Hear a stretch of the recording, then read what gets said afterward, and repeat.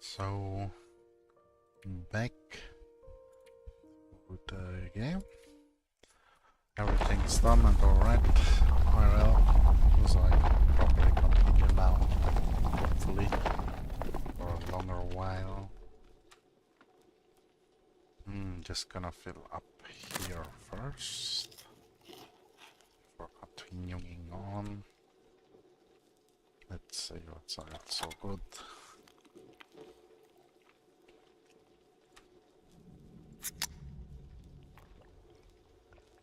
Washing it down with some soda. Does this lose bad durability quick? I wonder. So I'll just remember it's at durability 30 right now. Oh, I guess this will be another exit. Around, walk around. Yep.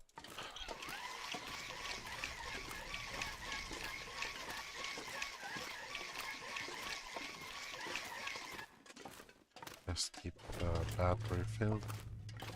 This is the spot I previously tried to walk through before going the other way.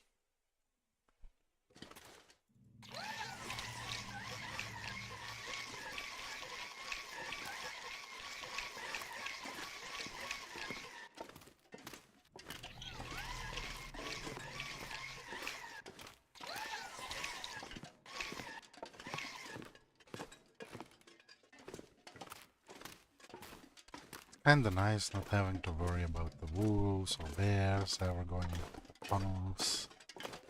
Having a nest habitat into tunnels and places.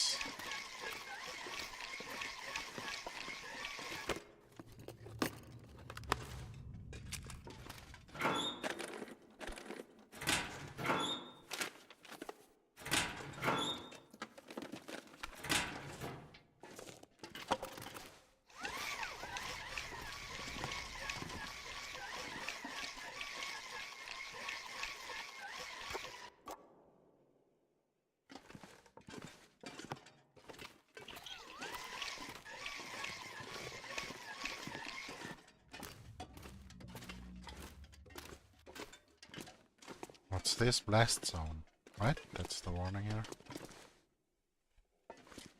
Proper safety equipment.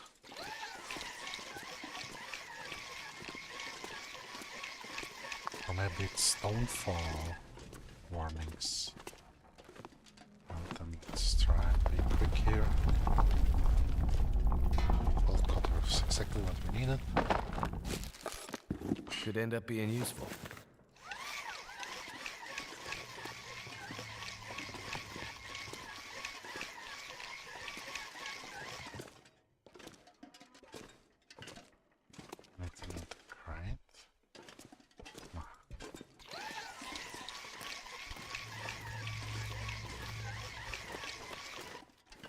Hazardous gas situation. Yeah, respirators. Easy click.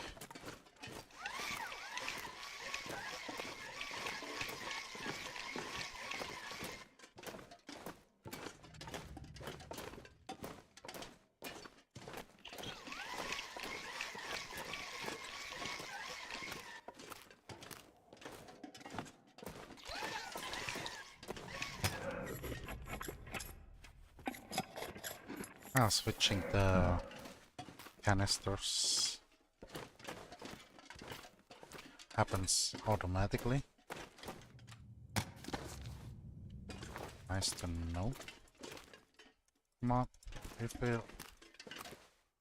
The animation is kind of stuck.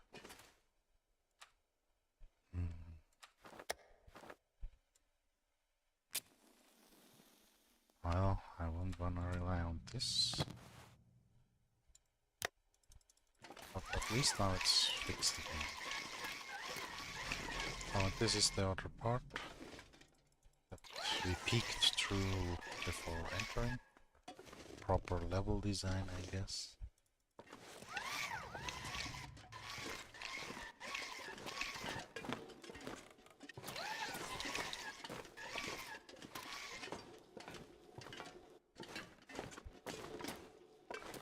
Did I check everything here previously? It seems I missed this canister. Now I got this canister. And this is right at the entrance where we arrived at. As a reward. Well, let's move on first. Who knows? Maybe there'll be a cutscene where everything gets restored and everything else becomes meaningless, basically, kind of.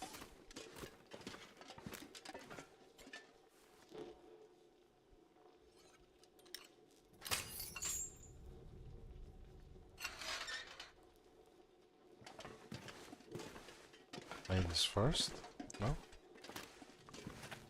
Well, definitely gonna quick save. The sooner you find a way to light the next passageway, the sooner we can get the hell out of this Yeah, place. right, that's I'll what scout she's ahead. waiting on.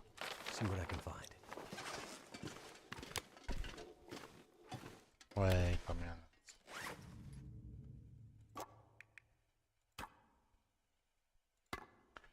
It's empty but still taking up a whole lot of weight, the full weight. Same with this one. If I restore this, I might know if it's better or worse. Now where's the lamp? Oh, it's still at 30. So, about those shoes. I think at least one of them is definitely better than what I'm using now. But I might hold off on repairing until finding a different spot.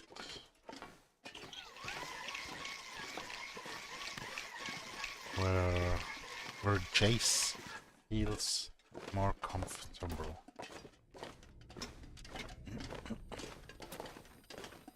Like here, the next lift.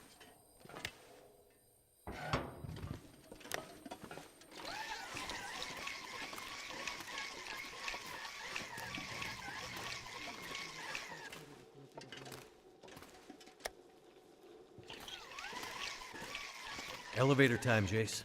Right behind you. She? What? Oh, there it is. Well, I was thinking about taking this time to repair the boots. It's better. But lacking the materials to do so. Good, maybe. Oh no, this is just made of cloth.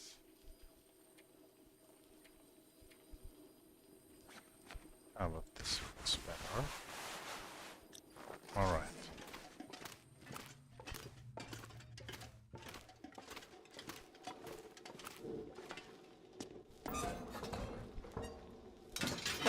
Cranking time.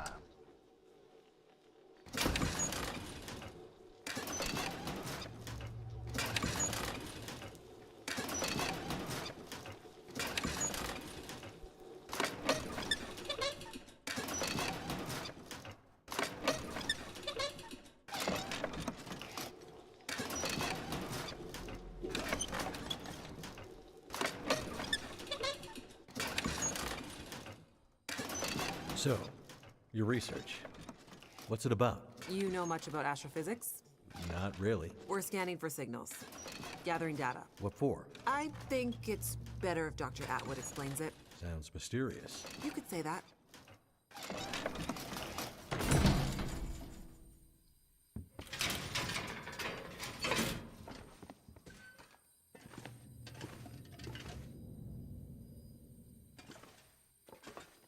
Lights! Great! Now we can really see how dark this place is. We might be pushing our luck, but I wonder if we can get that crane running again. I mean, not without power. I bet it has a manual setting. See if you can find a way to unlock the system. Could be our way across to the other side. Right. I'll see what I can find. You're probably looking for some kind of key. Sure, there's always a key. It's just never anywhere close to where you need it. Always a key, always a catch.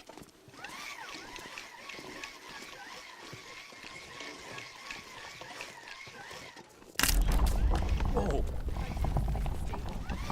Relax. The bridge can only break once. This is me. Relax.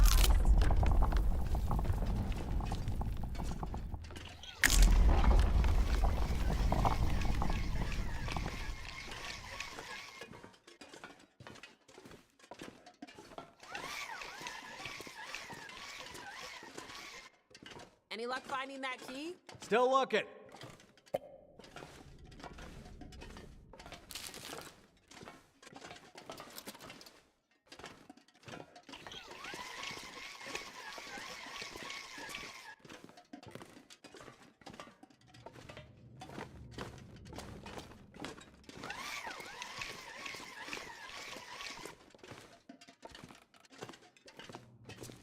You doing okay, Mackenzie? Yep.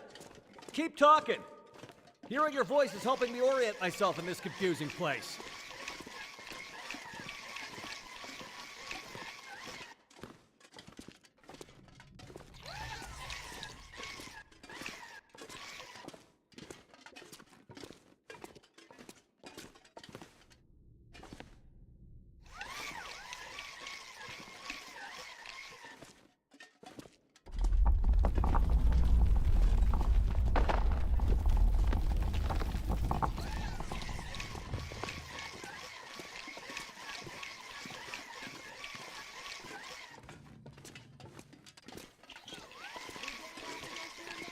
The second we can, Jace. Believe me, I don't much like this place either. Not a moment to think of the light. Darkness is starting to close in on you.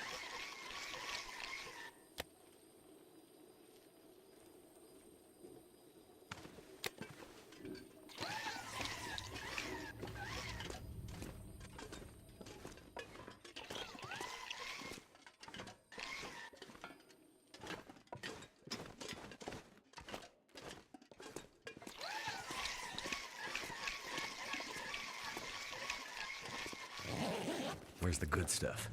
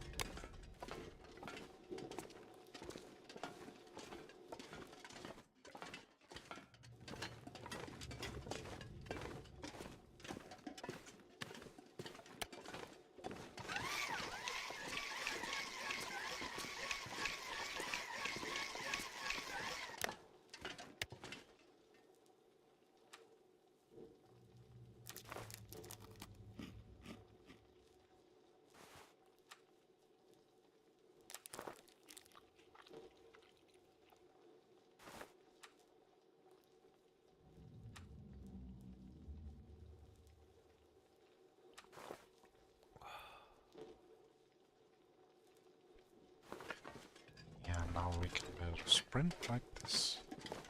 The fatigue buff. Oh, now that I remember, the bridge on the other side is broken. Did I screw up? I can just go back here, right? Yes.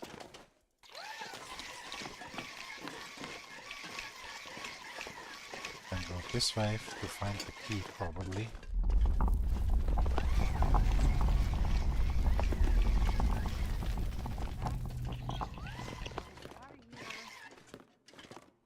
Train key.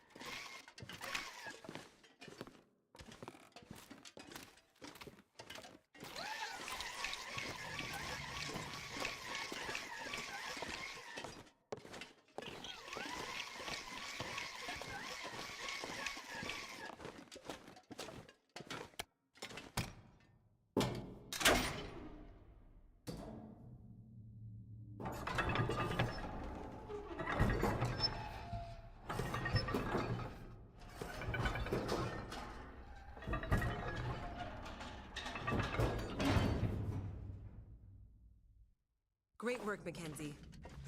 Now get back over here so we can leave, okay?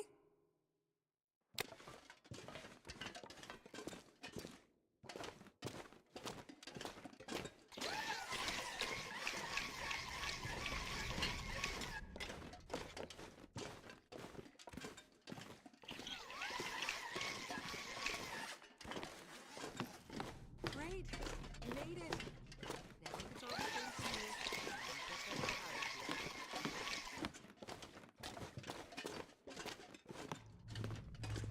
here. Yeah, so should have gone to crane key first, but at least the path is already lit for her to walk forward to the lift.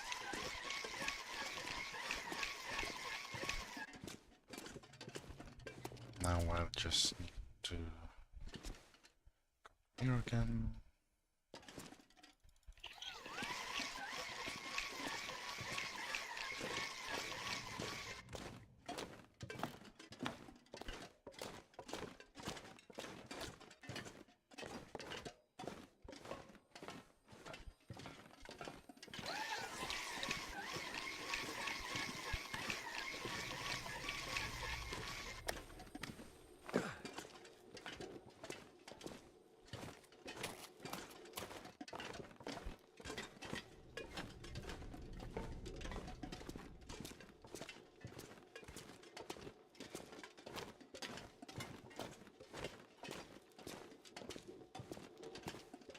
Jace, it's your favorite time. Elevator time. Let's get out of here.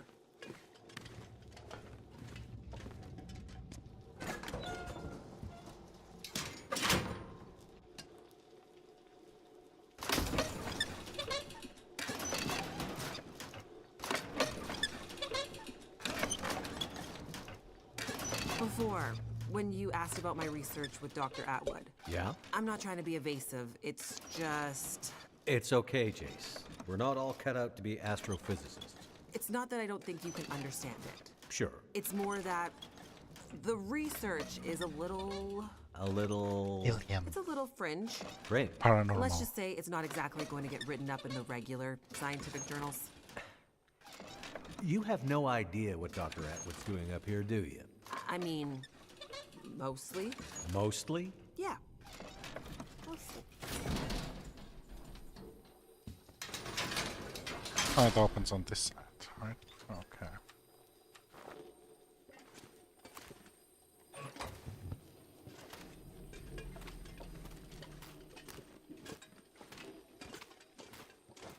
It's only the dark.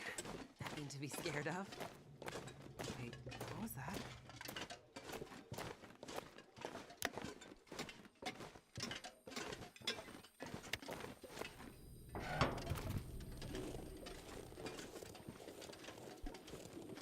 Mackenzie, is this the way out? You seem excited to leave. Stop fooling around. I need to feel fresh air on my face.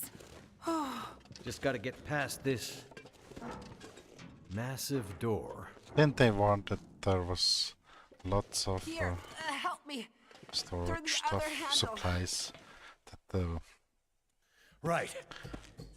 prisoners could use to hunker down and use as base of operations for cruelty and whatever training.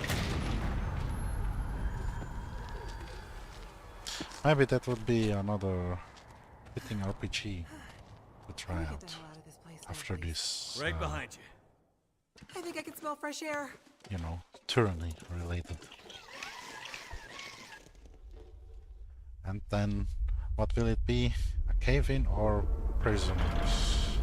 Already waiting for... Oh, okay.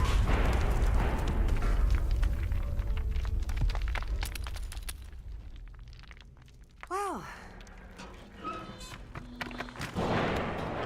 Now those others definitely can't catch up that way. But they are the already good in news Perseverance is Mills. nobody's gonna be coming after us through that.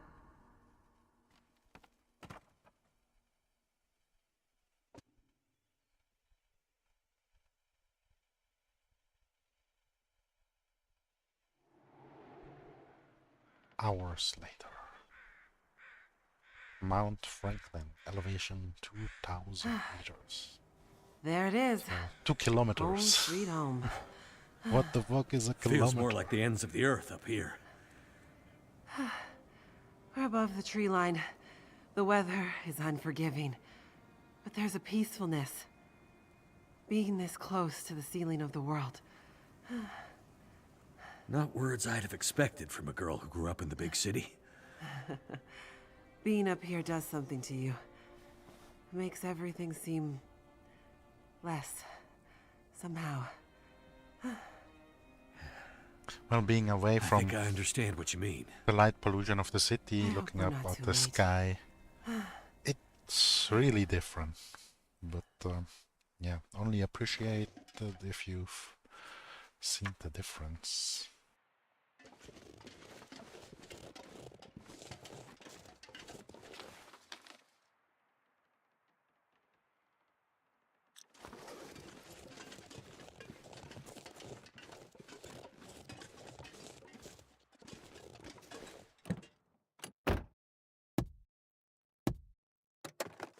Wonder if the owner's around. This is unexpected, but okay.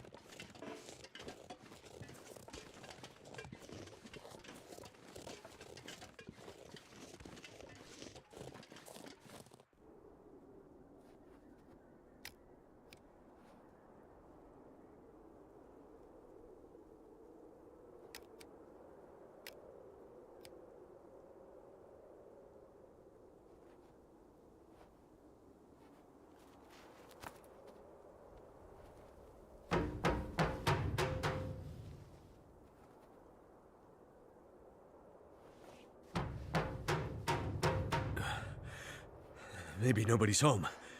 This place is huge. We could bang this door for hours and she might not hear it. The sun's gone and the temperature is dropping. I'm afraid. Wait! I think I hear something. Dr. Atwood? It's me, Jace. Hello, dear. I'm very glad to see you again. Relieved, even. And who is this? This is Mackenzie. He helped me find my way back to you. You know how I feel about strangers. I know, but I have a feeling he can help us. You kids had better come inside then.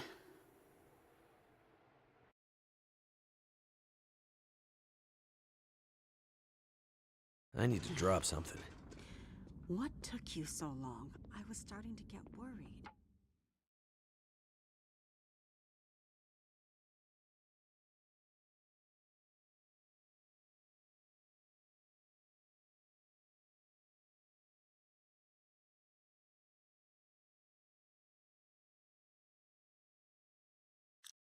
I ran into some trouble on my way back. You know the old penitentiary? Oh, goodness. You didn't know that, did you? Yeah. And things... But Mackenzie helped me out of it. You met this man at the penitentiary? I wouldn't have made it out alive without him. Well, it sounds like you've had some adventures. I've also been busy with our research. Yeah? Any breakthroughs while I was gone? Well, unfortunately, no. The whole facility seems to be in a kind of maintenance mode.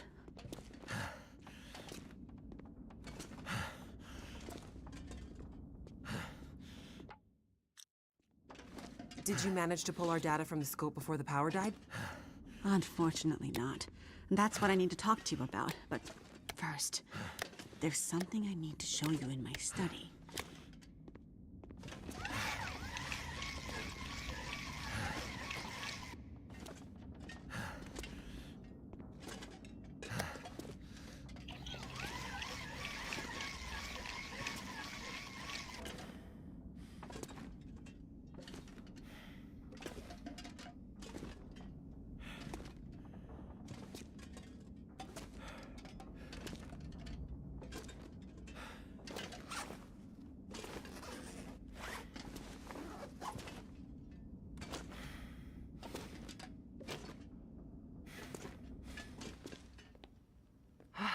nice and warm in your lab. How'd you... It seems that the plant's geothermal backup is still working, but this seems to be the only room at the facility getting any heat. I've started sleeping in here, which is convenient for my research. Any way we can use the backup to power the rest of the facility? Unfortunately, no. At least, not without several time-consuming excursions to the substations providing power to the lab. But what about our research? Were you able to pull the data down from our last series of scans? Also negative. I was able to extract a small amount of data before the massive power surge fried a lot of our equipment. It's possible there might still be some remnants in the memory buffers, but we won't know until the power is back online. Damn it! That's years of postdoctoral work down the tube. I will say, the small amount of data I was able to pull just before everything shut down was concerning. Enough to confirm your theories? Theories? I hesitate to say more without access to more data. What I saw could easily have been a glitch. Maybe. Maybe. I know that look in your eye, Dr. Atwood. You found something, didn't you? I shouldn't say more until we can get the data. And now that you're back, we can put our heads together and maybe find a solution. That said, it might be best to remember our security protocols. If you're referring to Mackenzie, he can be trusted. If my suspicions are correct, I'm not sure we can take that risk. Look, I'm not here about your research. Then why are you here? I was sent here to find you. Sent here by whom? An old trapper living in a cabin somewhere near a place called Mystery Lake. Trapper? I don't know anyone out that way. Guy by the name of Jeremiah. Grumpy guy, but he didn't strike me as the frivolous type. It was important to him that I find you. Well, what was the message? It's a bit strange. He said to tell you, Wintermute. Wintermute. That's what he said. Jeremiah and Wintermute. I haven't heard those names in a long, long time. Are you okay, Dr. Atwood? What's this all about? It can't be. Dr. Atwood. What does it mean? It means things are much, much worse than I feared. Are you going to explain any of this? I need to think. Please leave me now. I need quiet to think. Well, okay. Come on, Mackenzie.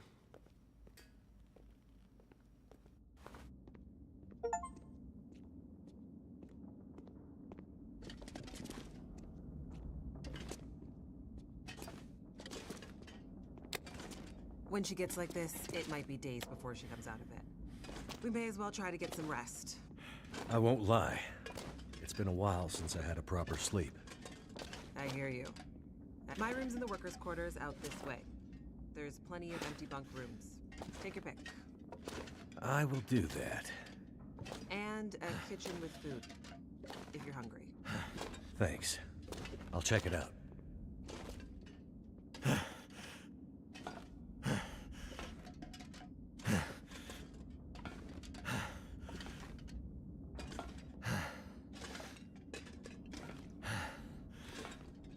Thanks for your help today, Mackenzie.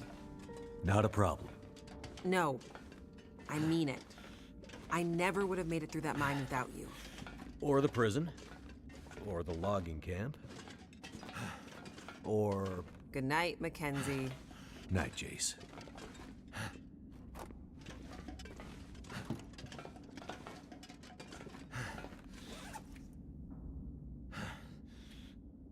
If I don't rest soon, I'm gonna faint.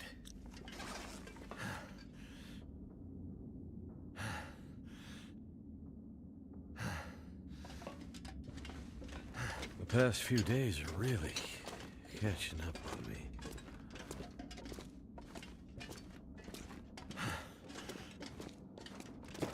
Is it food or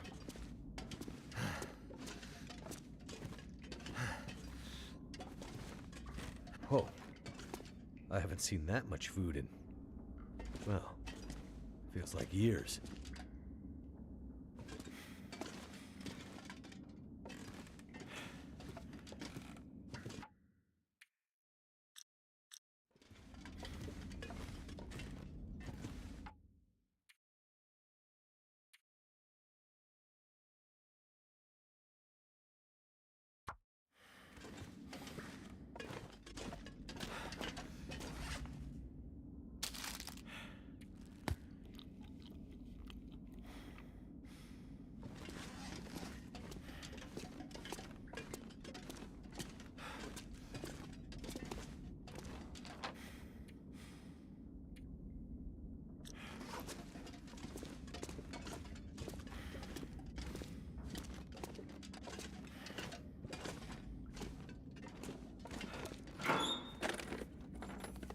Hope nobody needs this anymore.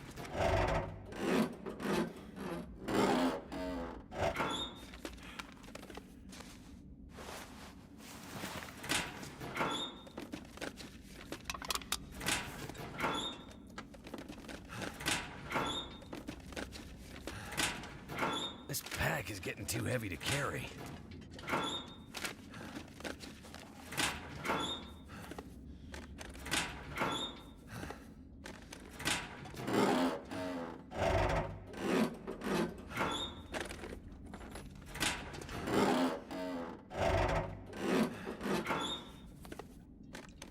That'll come in handy.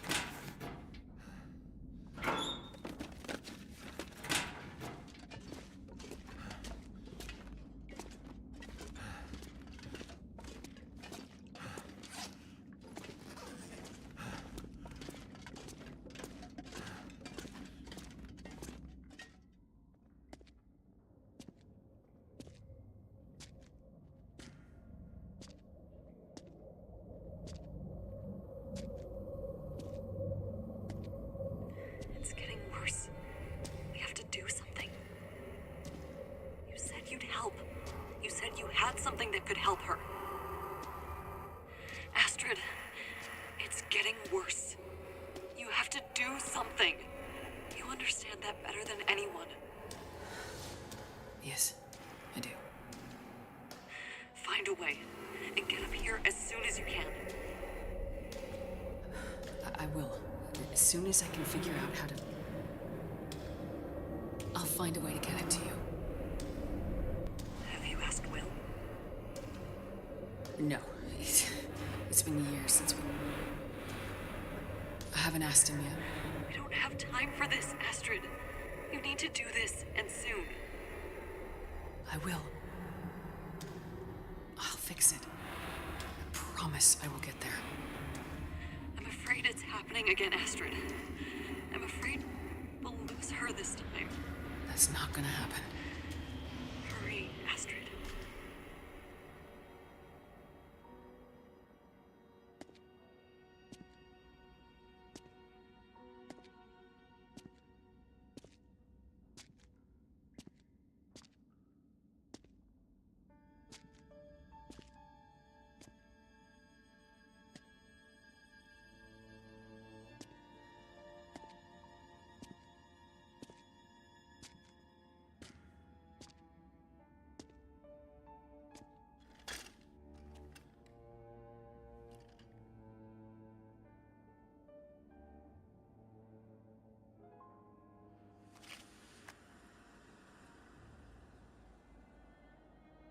Huh?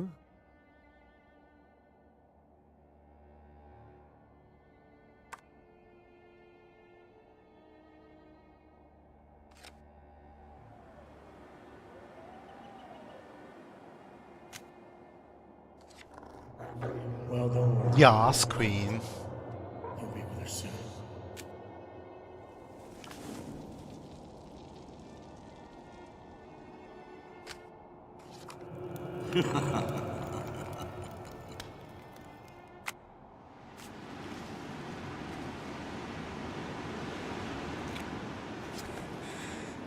Wake up, Mackenzie.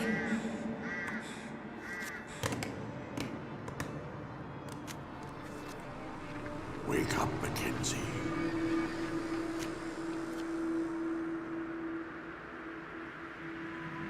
up, Mackenzie.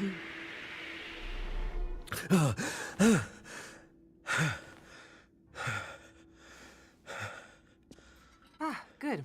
You're awake. Atwood wants us to meet her in the control room. I think she was up all night.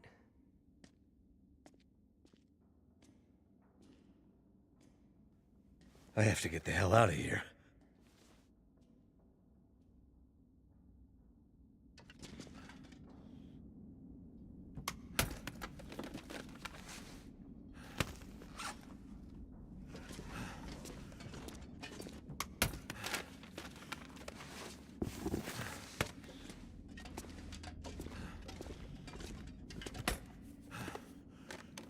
What have we here?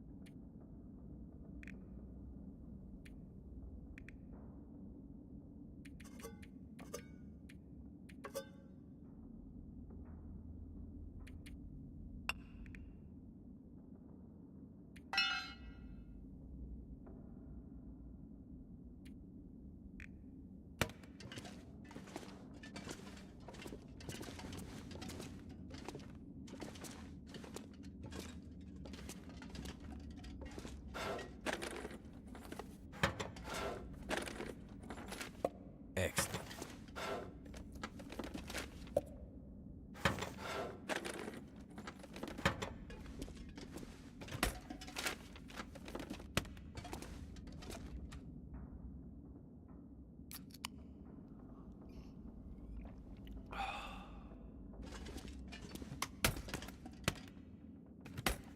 There's got to be something useful in here.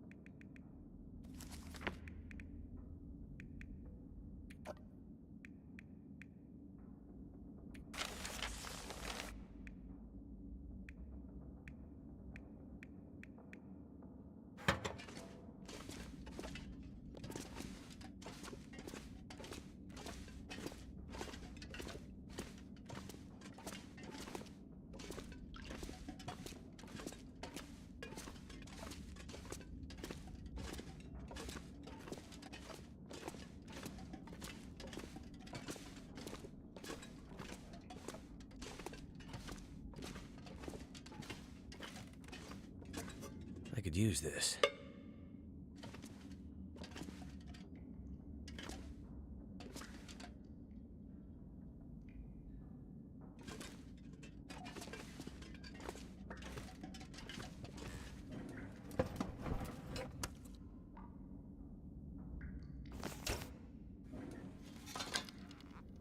Hope I can still eat this.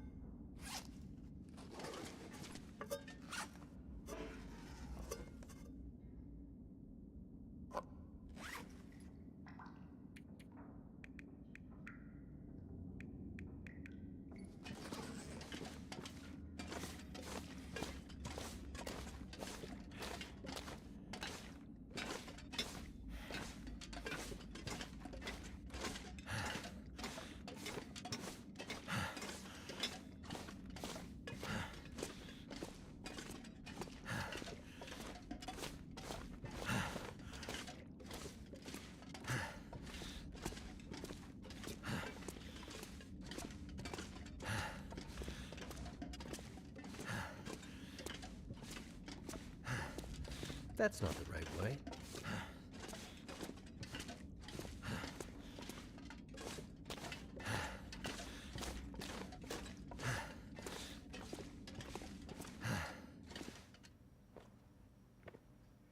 You look like you could use this.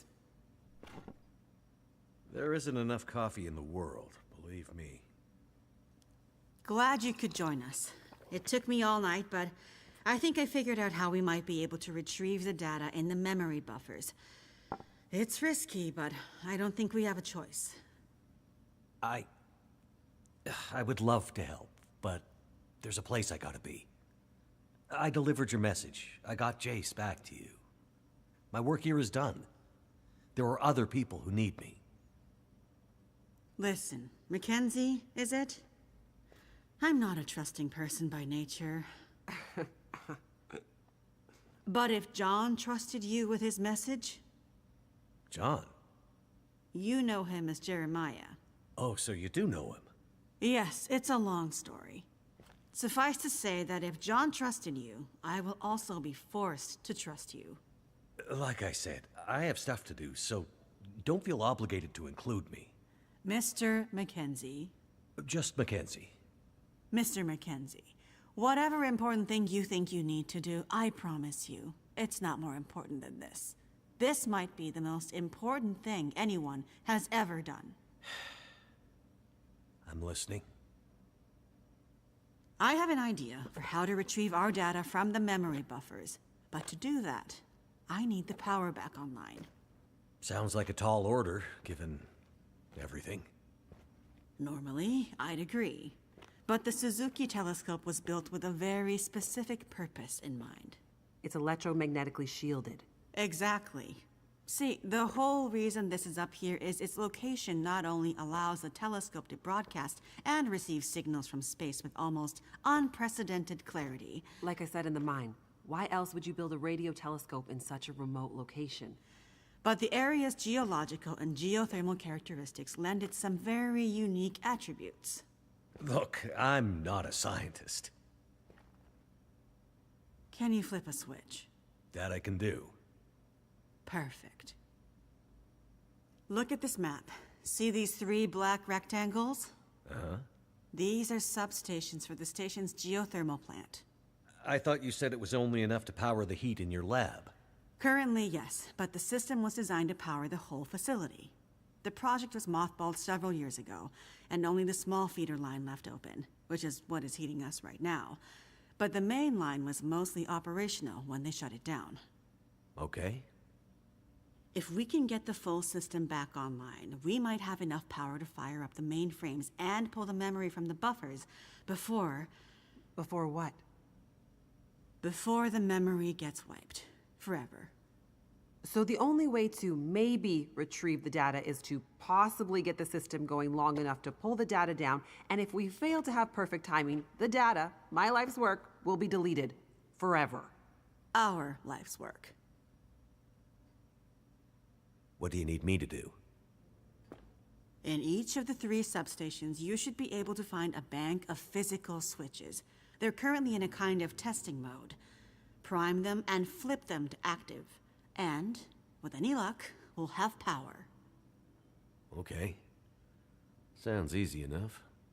Problem is, once you start one substation, you'll have to hurry to the next. Normally, they would be turned on simultaneously by multiple crews. Here, you'll be on your own. If you take too long, pressure will build up in the system and probably create a catastrophic explosion. Right. Let's avoid that. Tell him. Tell him what? You know. Oh, he'll be fine. Tell him. Tell me what? Well, you might not be alone out there. Huh? You might have noticed wildlife has been acting a bit strange lately, since the Aurora first appeared weeks ago. You don't say. Well, for some reason, it's even worse up here. Our working theory is the altitude and proximity to a range of anomalous geological strata. It's okay. Strange wildlife I can handle. Great. You'd better get going. What's the hurry? You need to be back before the next Aurora. Why can't things ever be easy? If my calculations are correct, we're due for another burst of heightened Aurora activity very soon, which means the unshielded parts of the system will be vulnerable. Last time, the system shut down following emergency protocols. This time, there are no more protocols to protect the system. Another blast of geomagnetic activity like that, and the whole system could go up in flames. Right. So, no data. And what's so important about this data anyway? Please hurry, Mr. Mackenzie. Get this done, and I promise you all the answers your curious heart desires. There's a supply room by the entrance we came in at. You're gonna want to grab some warmer clothes and whatever else you think might come in handy.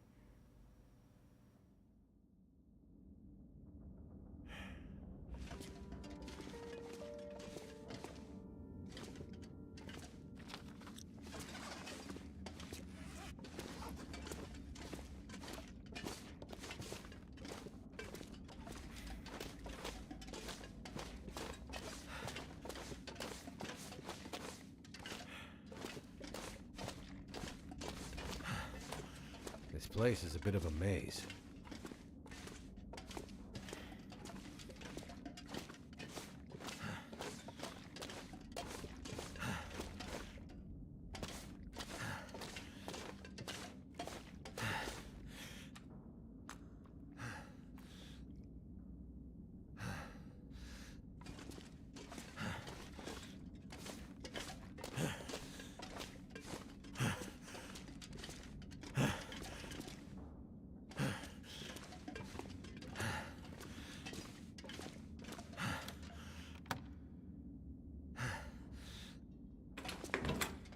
Time to gear up.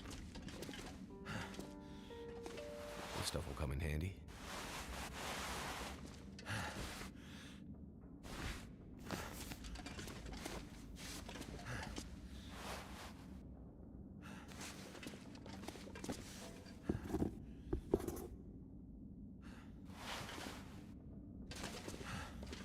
I'm not gonna be able to carry this load for much longer.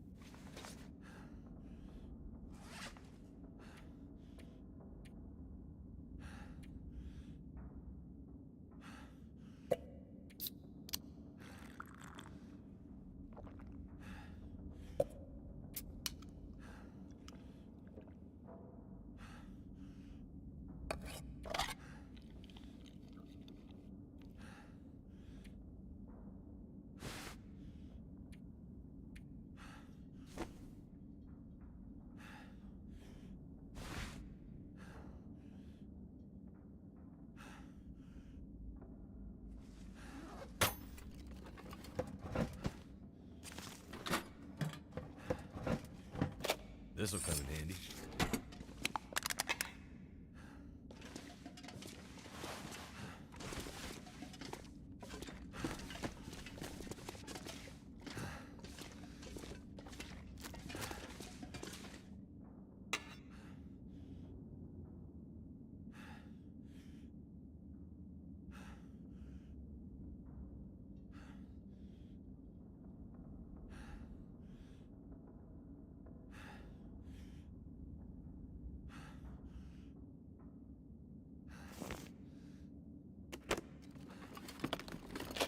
I think I can use this.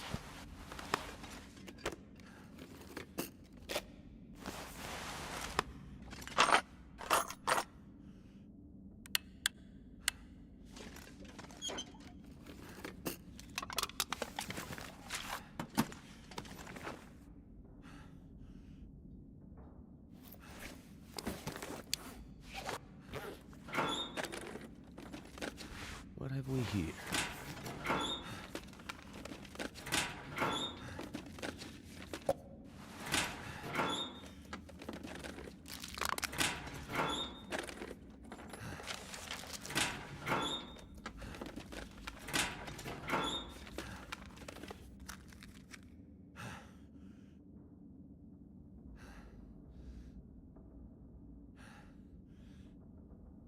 That'll come in handy.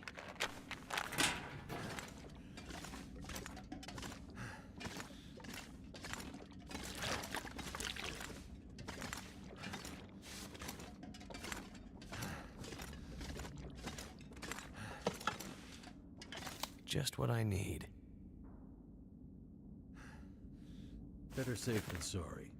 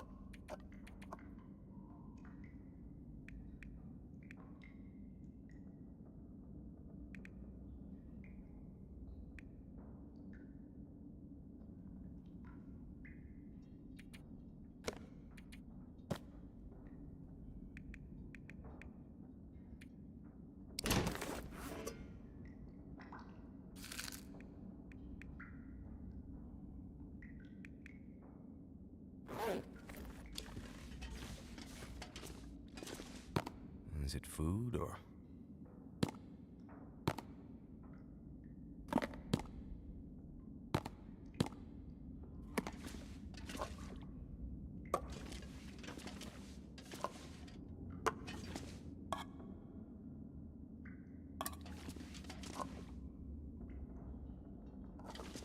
Wonder if this is any good to eat.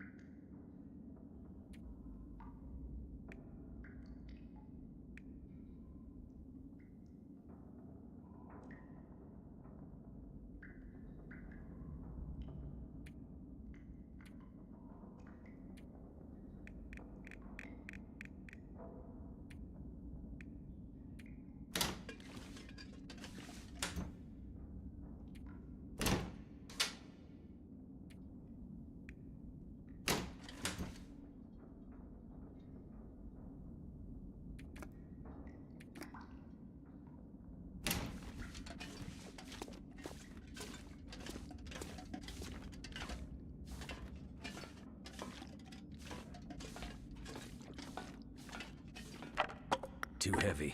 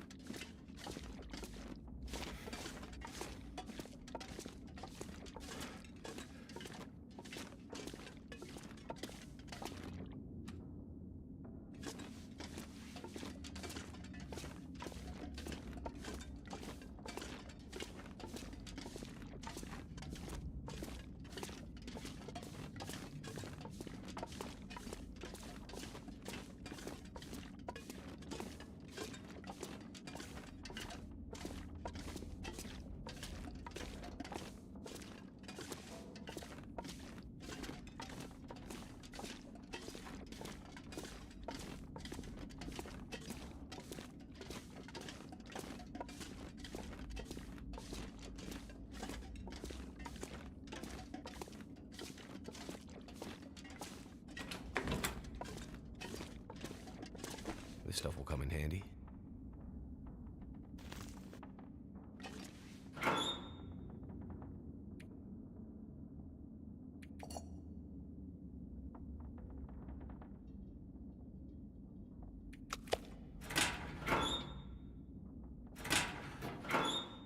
It's starting to weigh me down.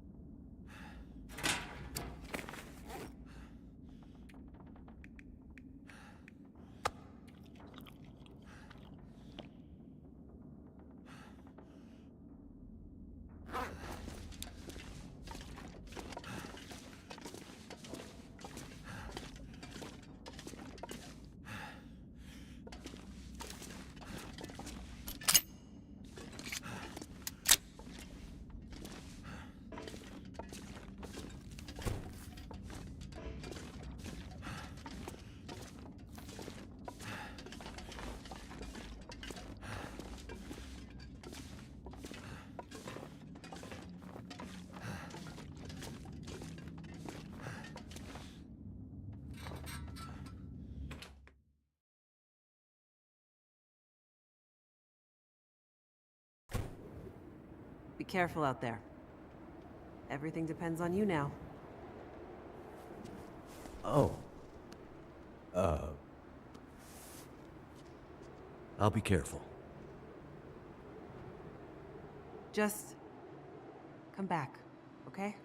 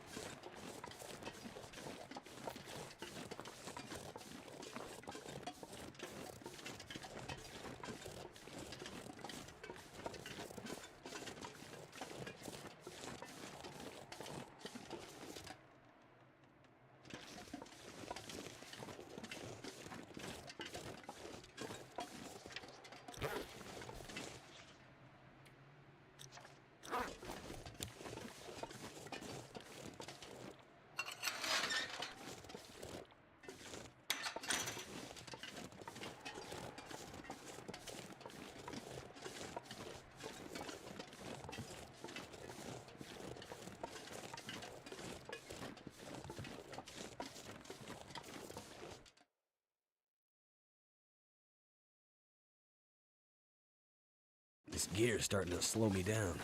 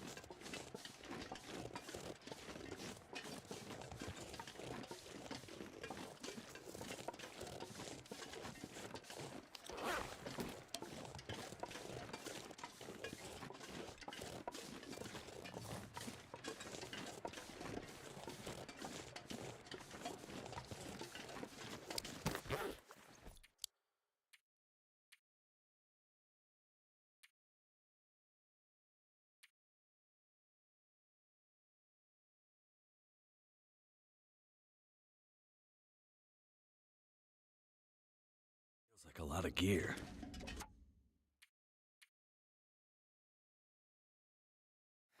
Wonder if I can drop any of this gear. Can barely walk with this much gear.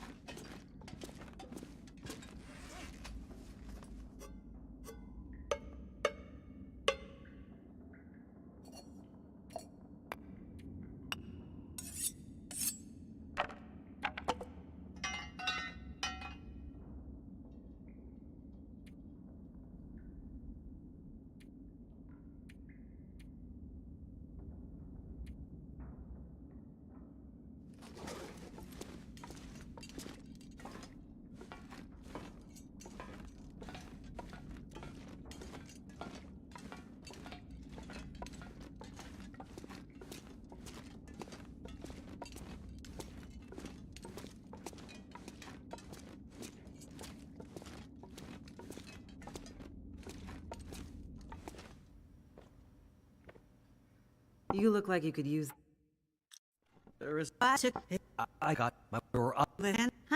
If you it's Just. I like Okay. let's see the I for so and would. either Okay. pro nor here and roll him tell oh you might You don't. are It. right The, to be what? last them and Right. there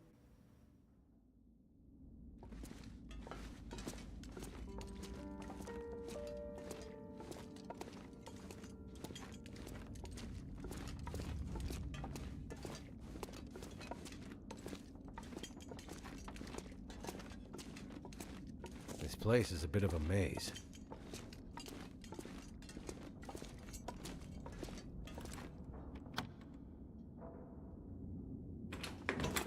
Time to gear up. This'll come in handy.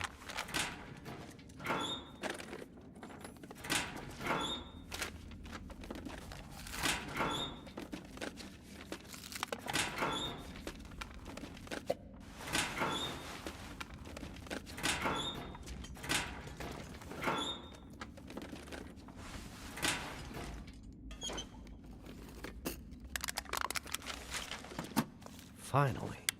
The right tool for the job. This pack is getting kind of heavy.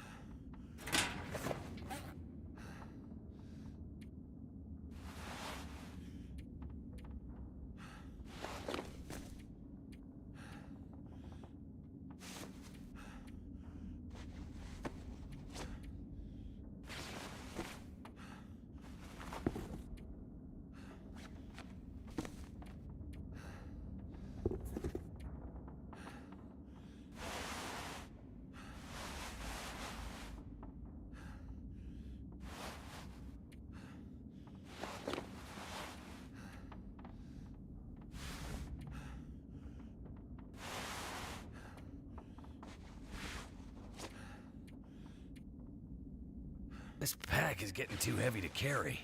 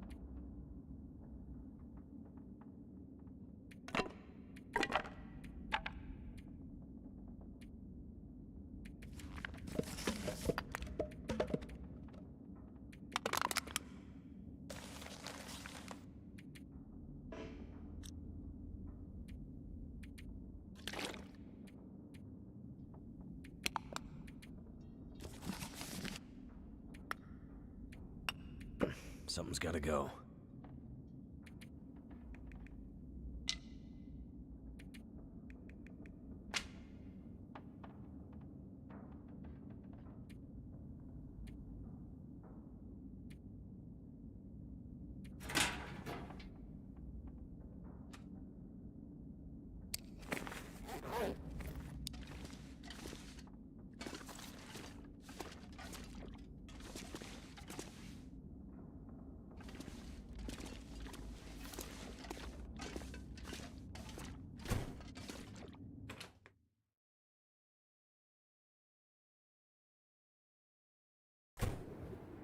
Be careful out there.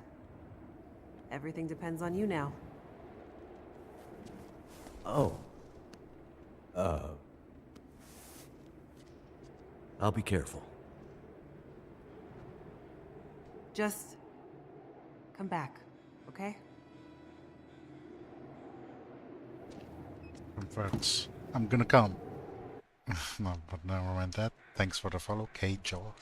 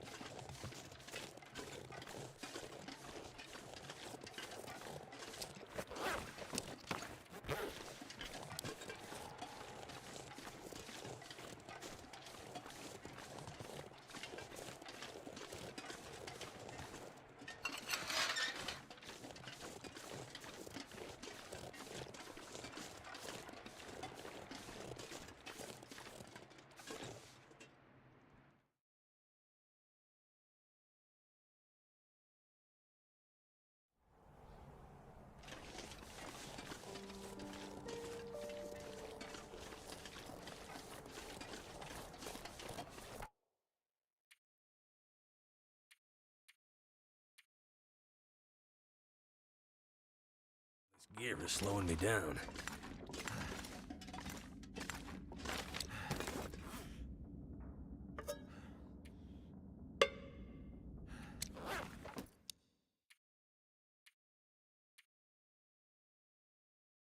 Not gonna be able to carry this load for much longer.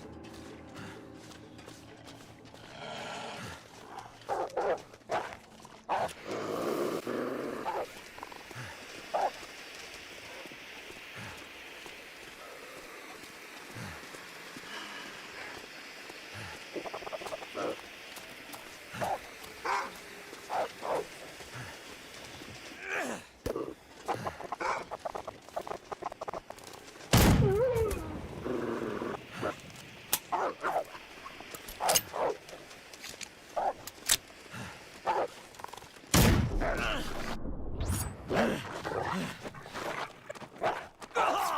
away!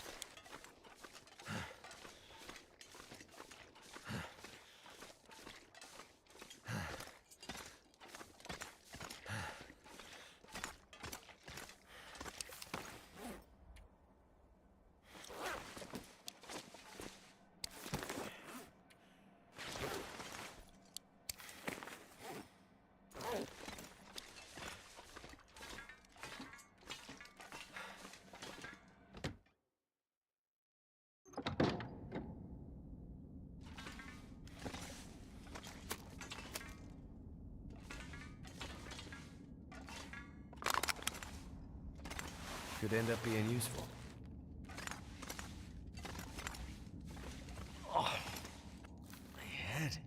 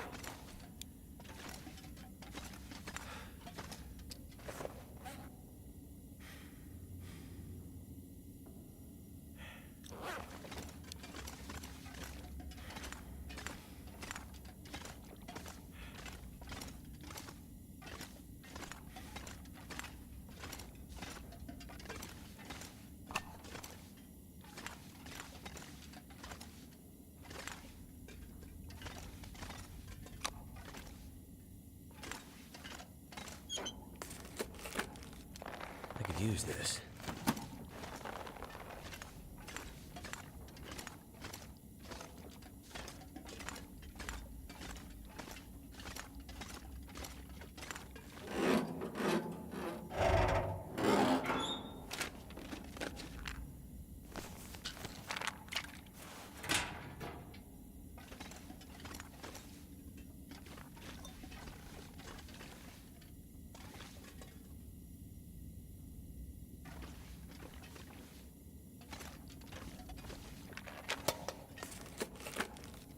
What have we here?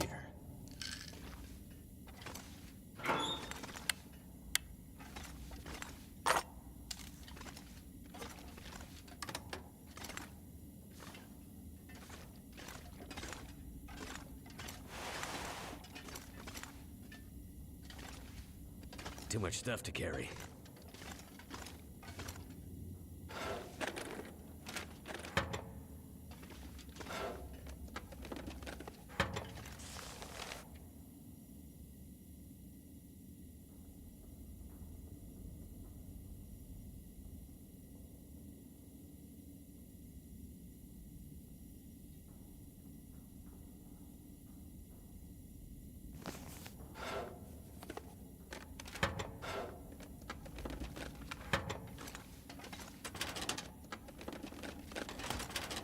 I wonder who owns this stuff.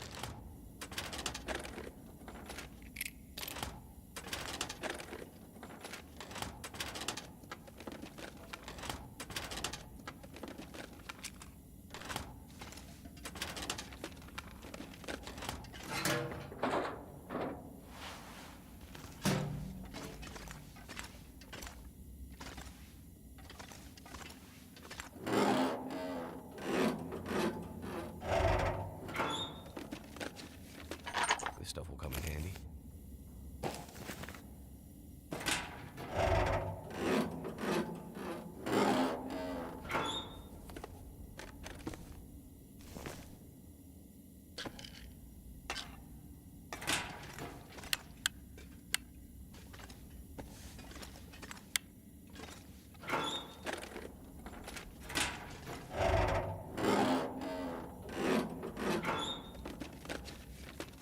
I think I can use this.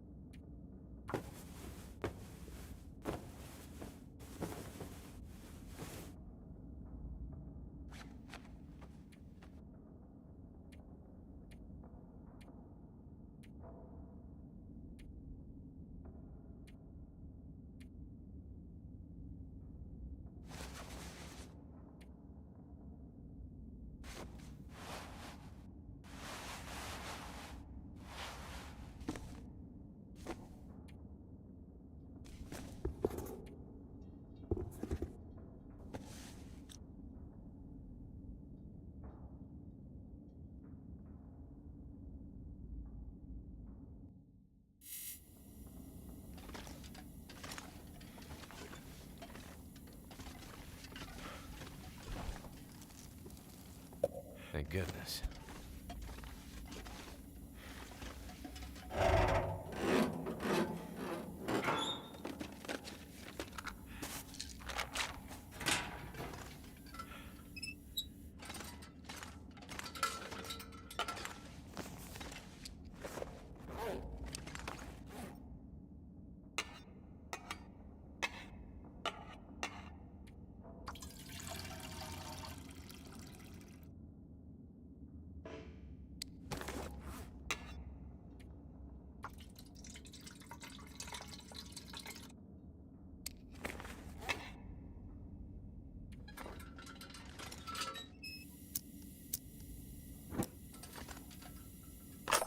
I might have to drop some gear.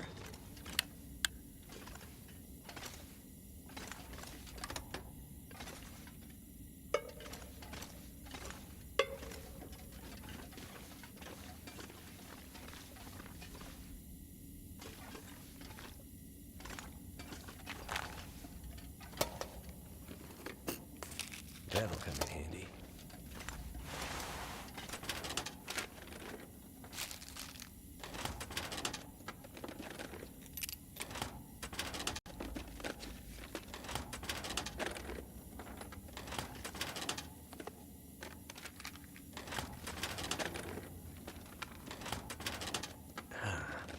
Someone's stash.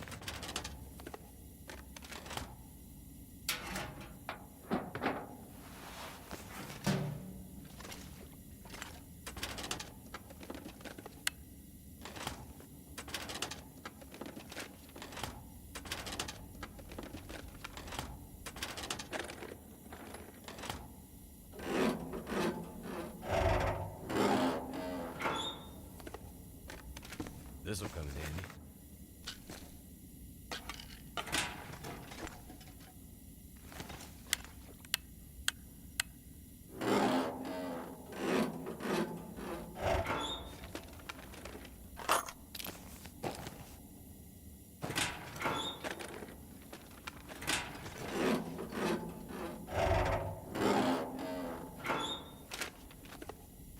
What have we here?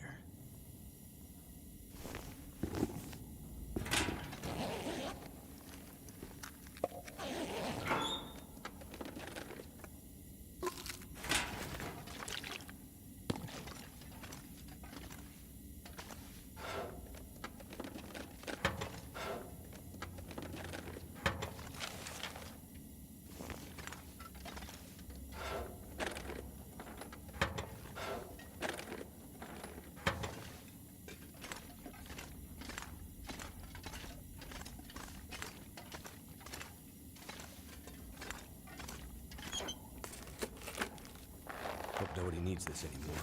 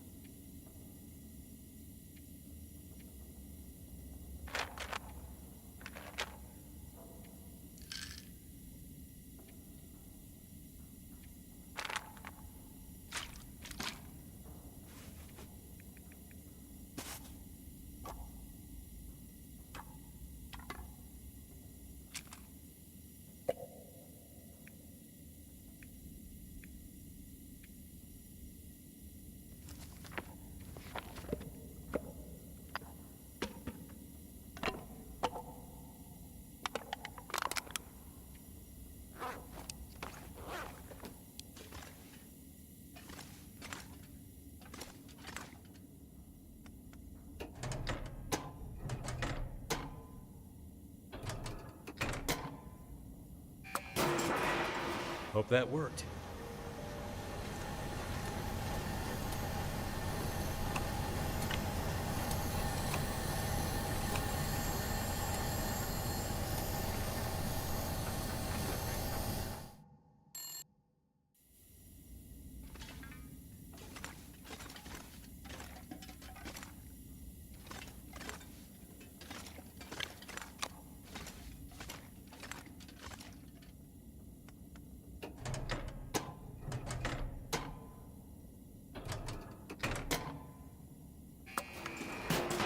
Hope that worked.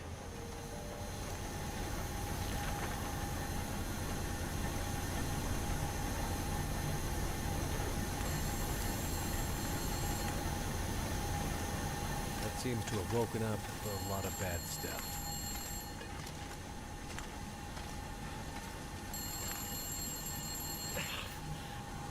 The pain.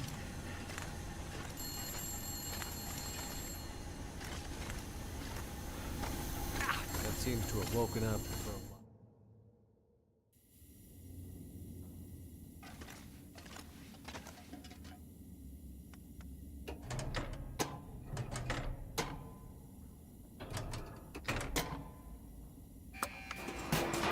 Hope that worked.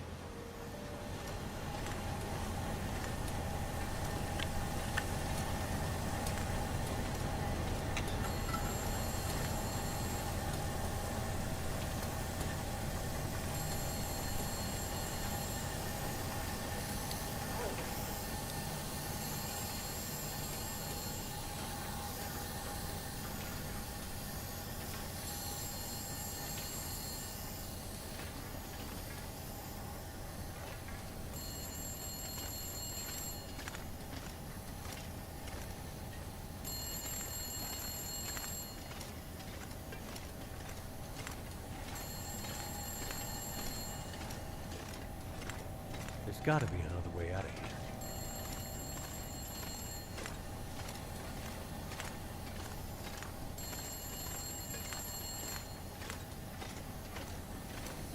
I need to drop something.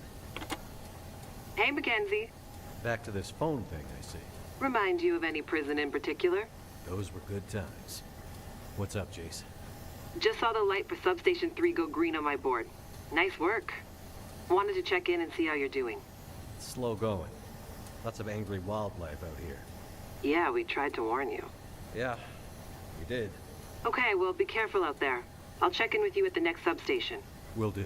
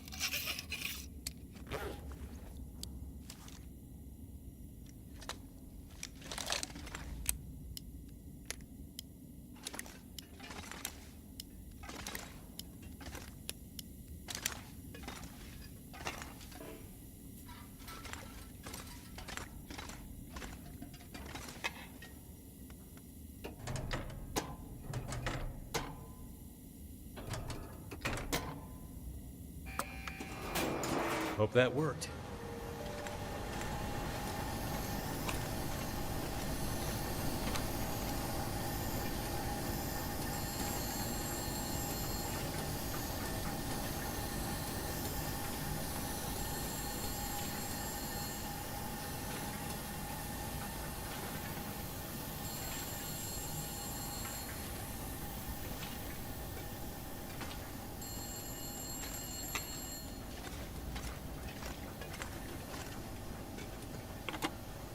Hey, Mackenzie.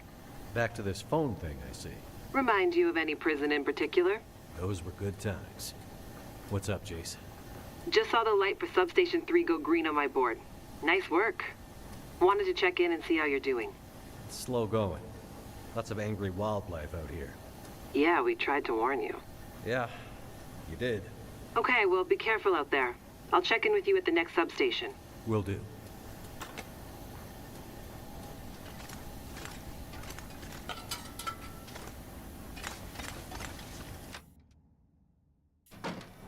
One down.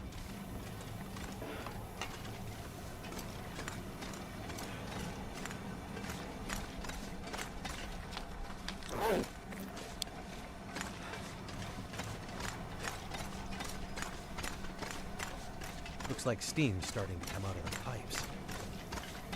Pressure must be building in the system. Just like Atwood warned would happen. Gotta follow the steam pipes. They'll lead me to the next substation.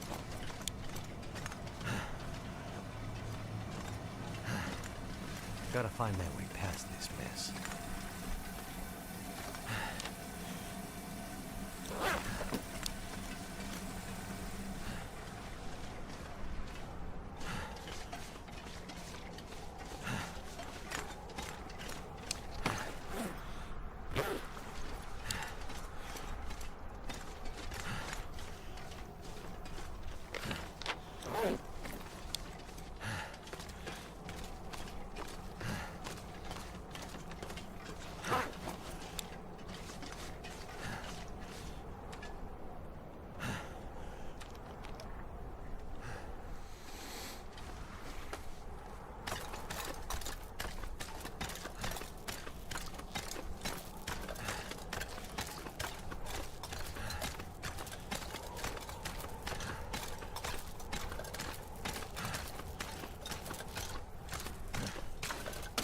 Going too slow.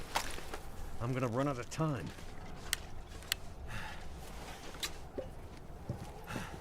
Could end up being useful.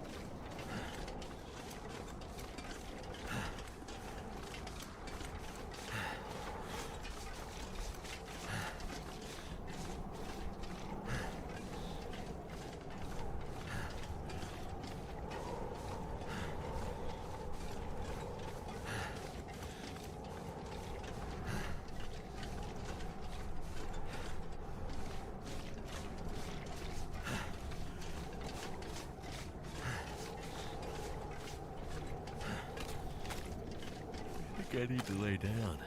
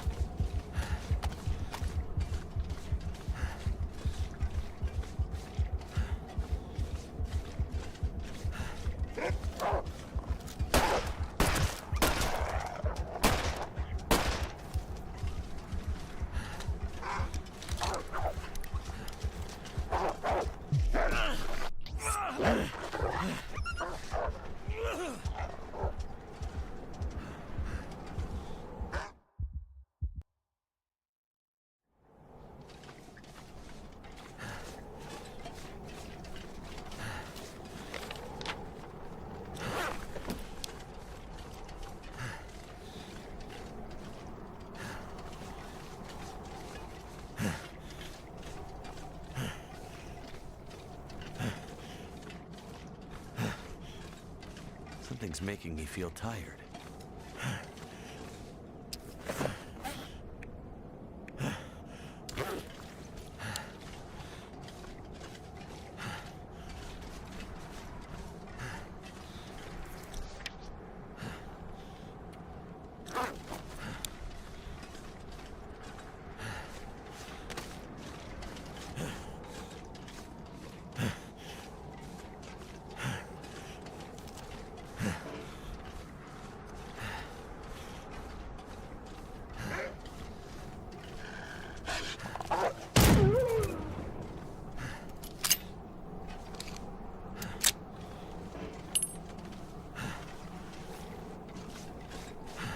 I'm getting weaker.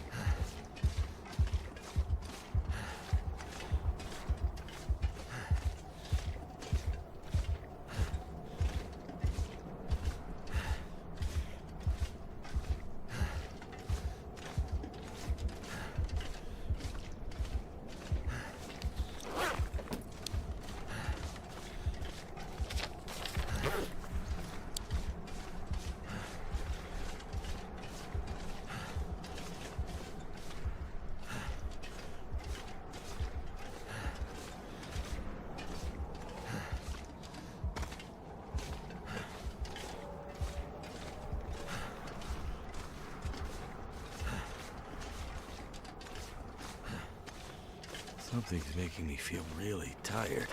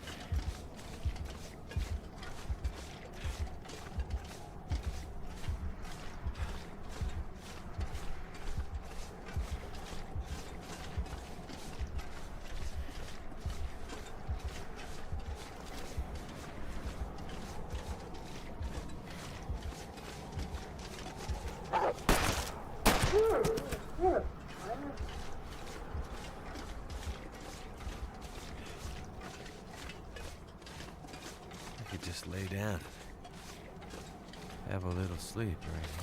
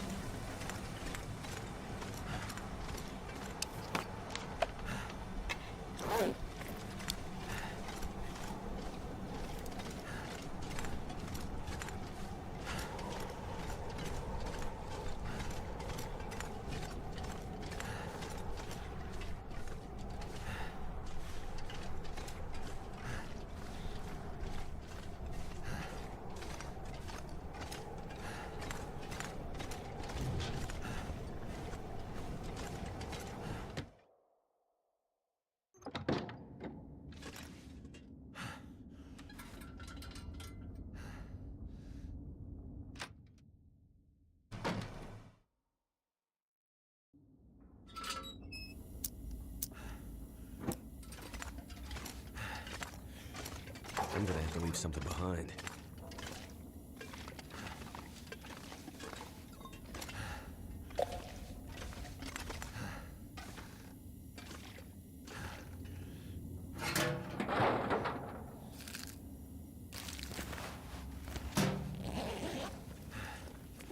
Hope I can still eat this.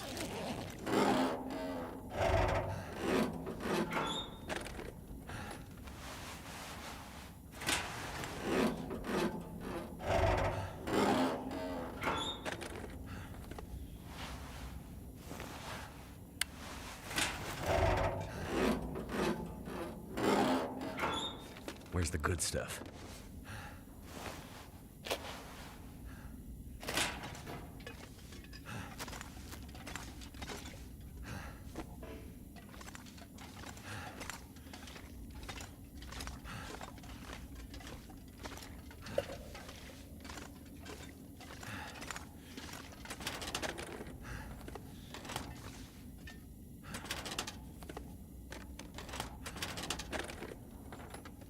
That'll come in handy.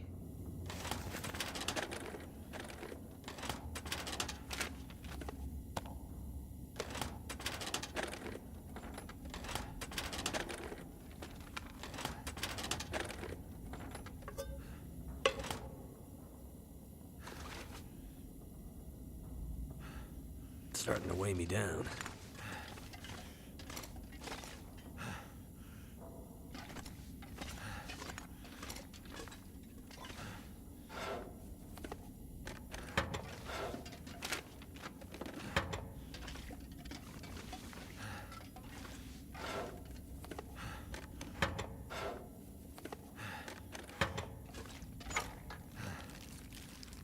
This'll come in handy.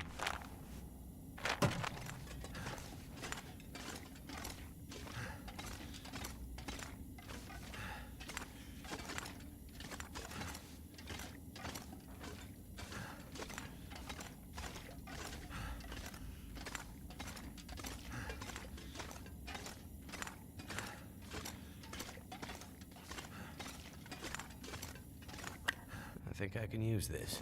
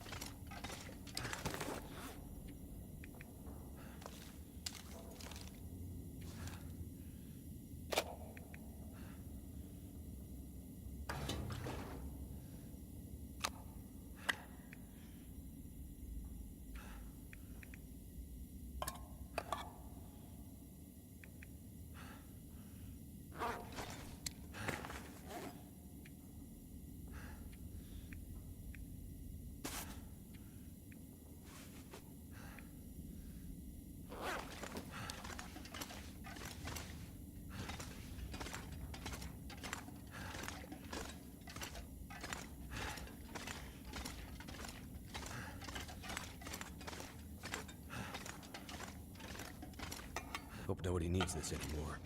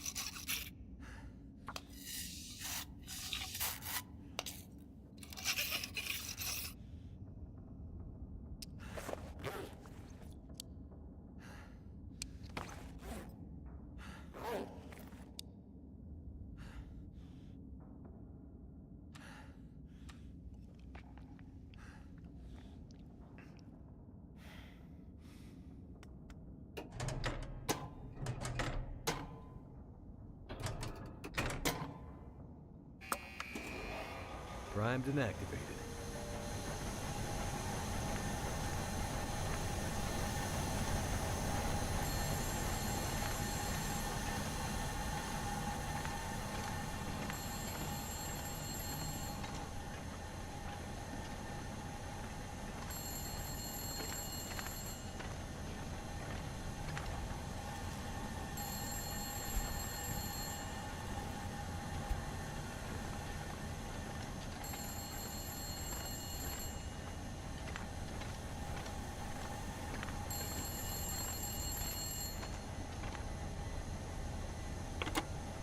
We gotta stop meeting like this. How goes the war? Not sure. I think we're winning? 2 green lights on the board. Feels like we could be. Something doesn't feel quite right, though. What do you mean? I don't know. Can't put my finger on it. Well, keep an eye on it. I need you upright and breathing out there, getting shit done. I'm on it. Atwood's getting squirrely. She's pretty sure tonight's Aurora is going to be a big one. I don't need to tell you how important this is, do I, Mackenzie? I know what I need to do. I'm seeing some pressure building in the geothermal system. Gotta get that next station online ASAP, or we're gonna have problems. Understood. I'll get it done. Sorry to add more pressure, Mackenzie. Please be careful out there. You know me. Careful is my middle name. I think you mean crashing my plane and having endless bad luck is your middle name. Still here, though. Let's keep it that way.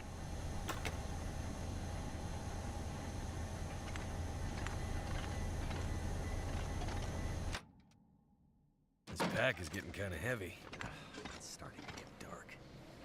Gotta go faster. Another one down.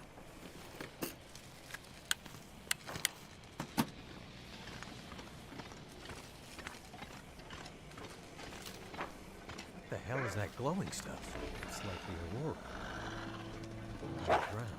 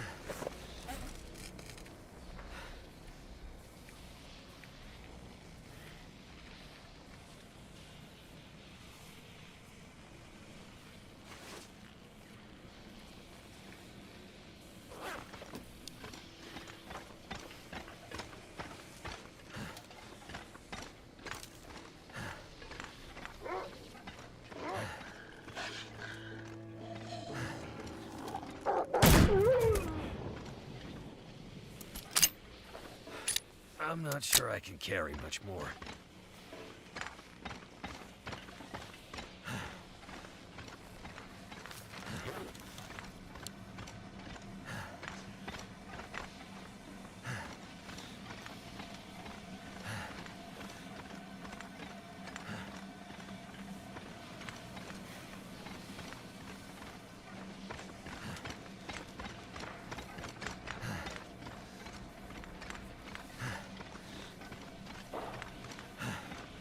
Follow the pipes. They'll show you who got this crazy place.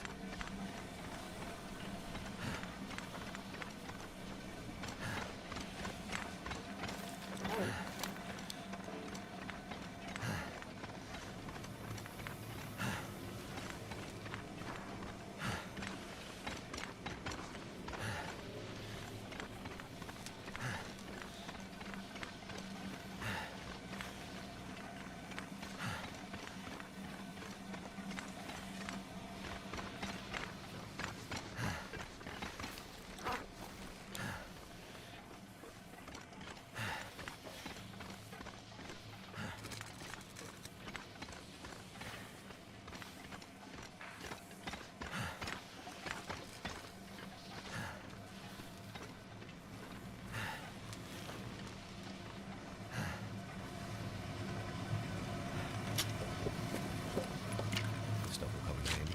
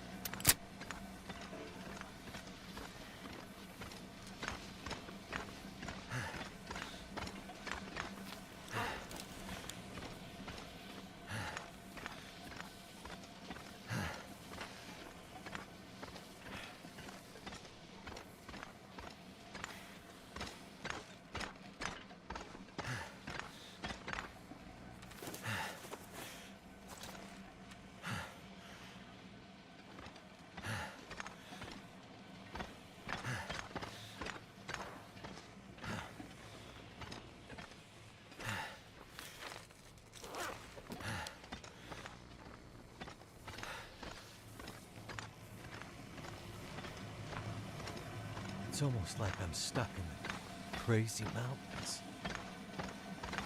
Madness. Like mountains of madness.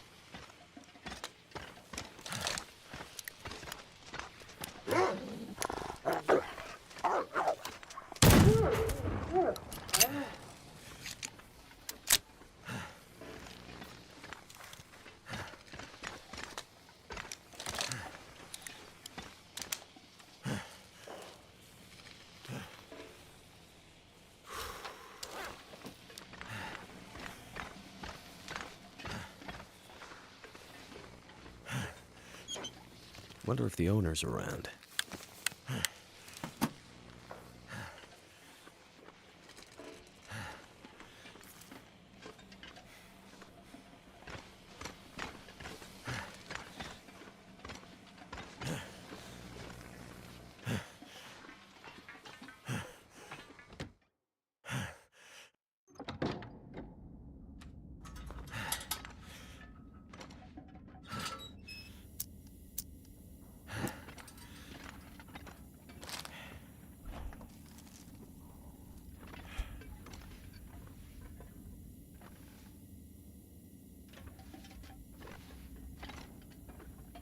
What have we here?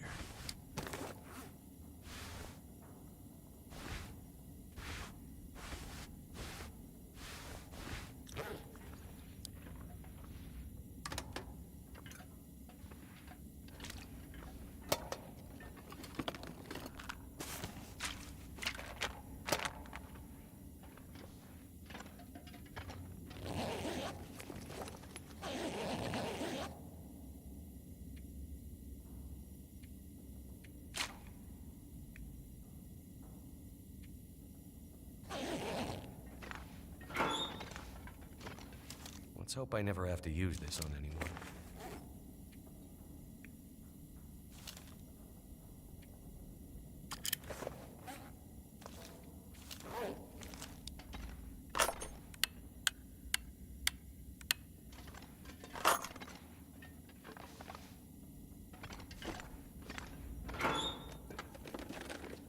That'll come in handy.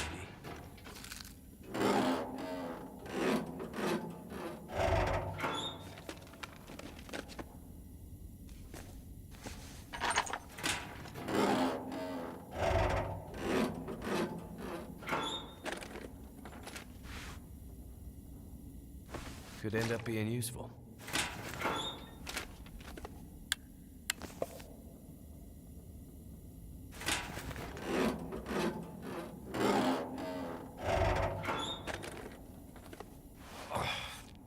My head. It hurts so much.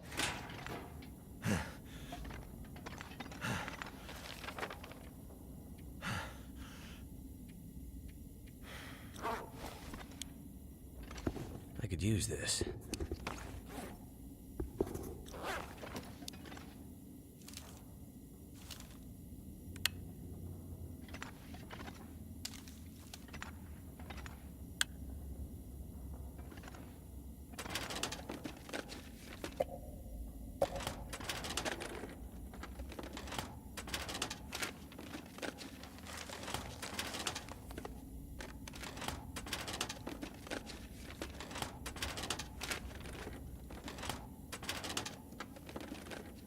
Better safe than sorry.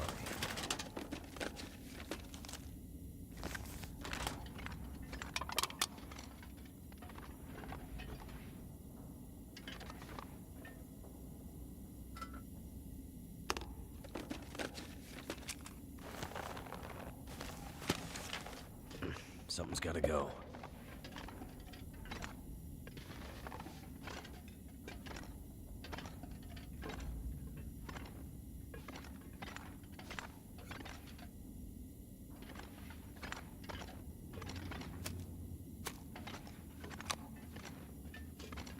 This'll come in handy.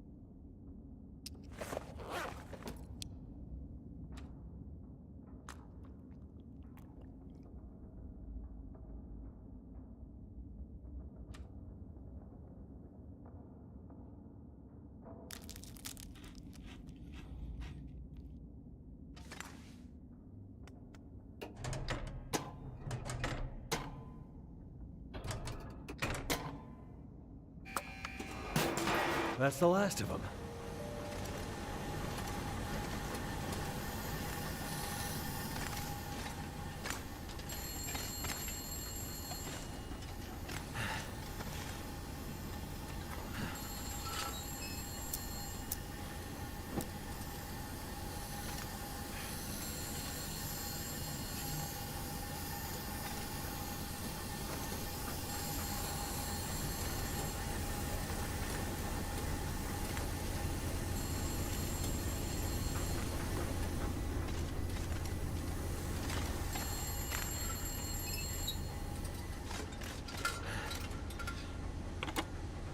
I see 3 green lights on the board, and a bunch of this old gear seems to be powering up.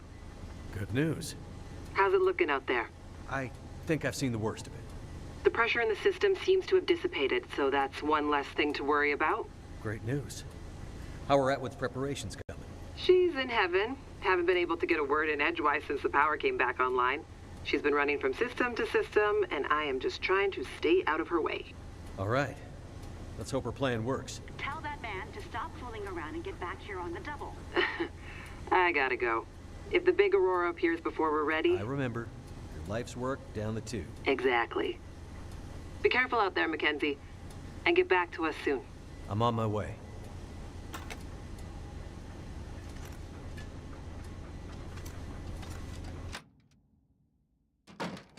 Good. It worked.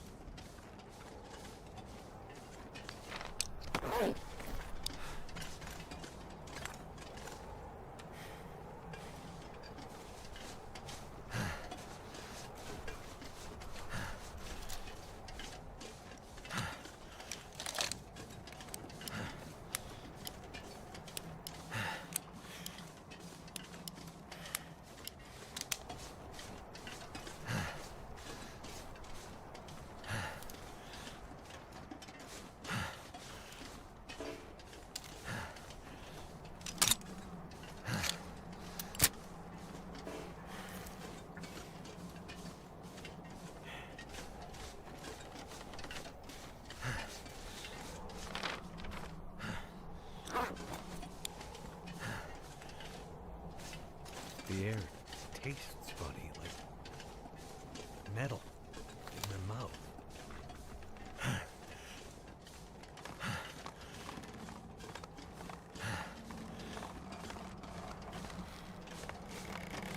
Oh, shit.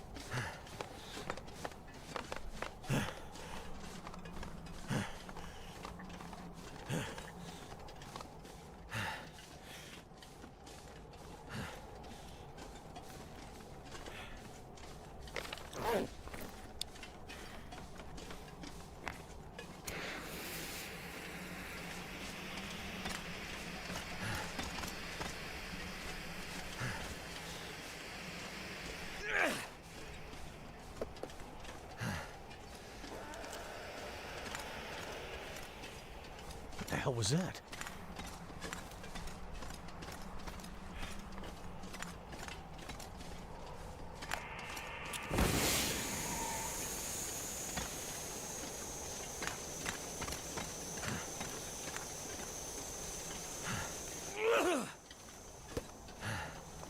Oh shit!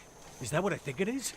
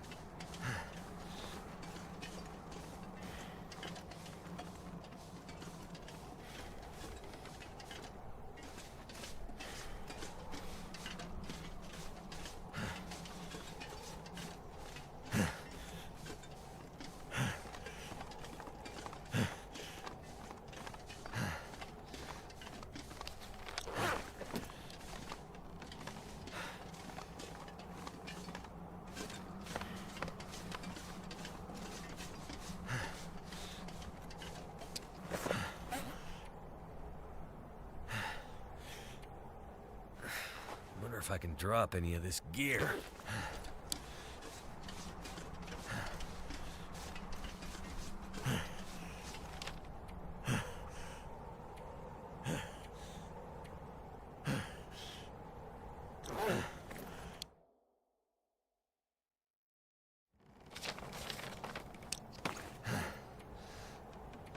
Too heavy.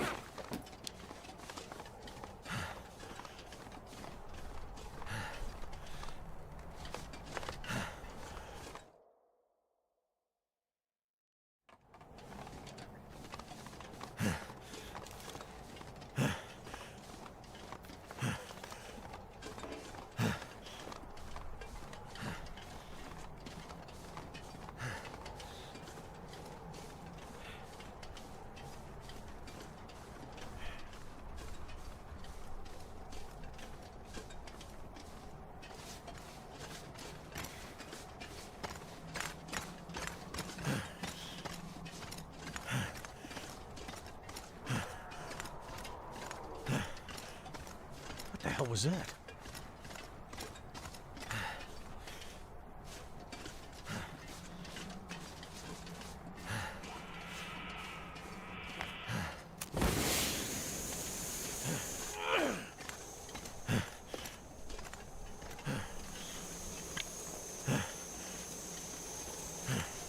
Oh shit!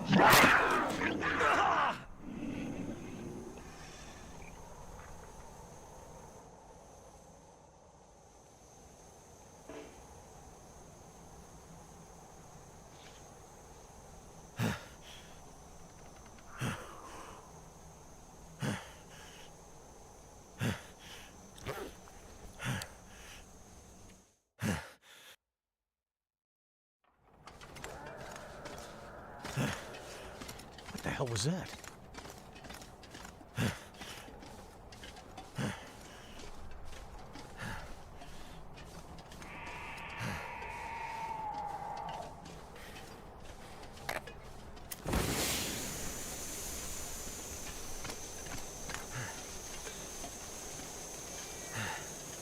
Oh, shit!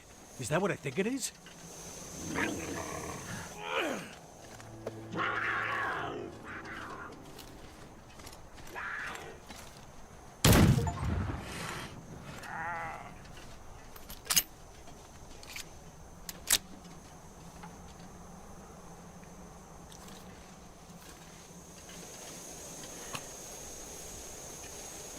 Cougar.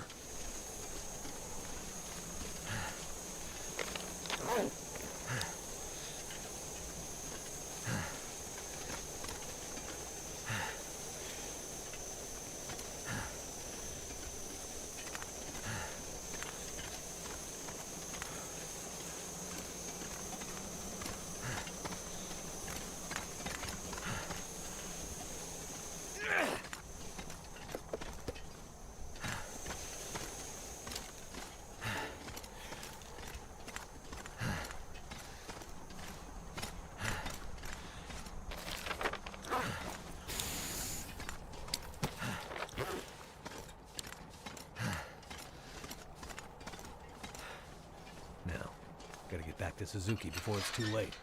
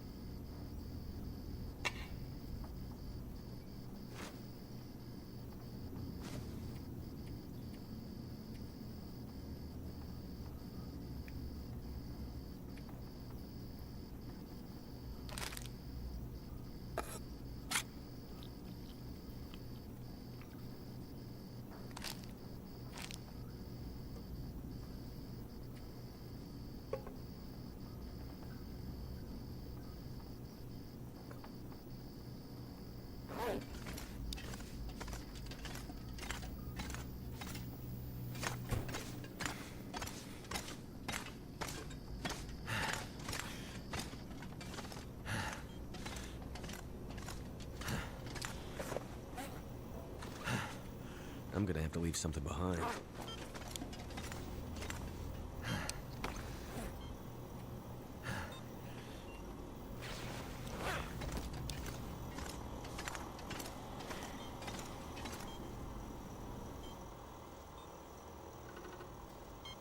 You did it, Mackenzie! Yes, good work, young man. It was no trouble. Now, do you have everything you need? I think so. I still have a job for you. Right.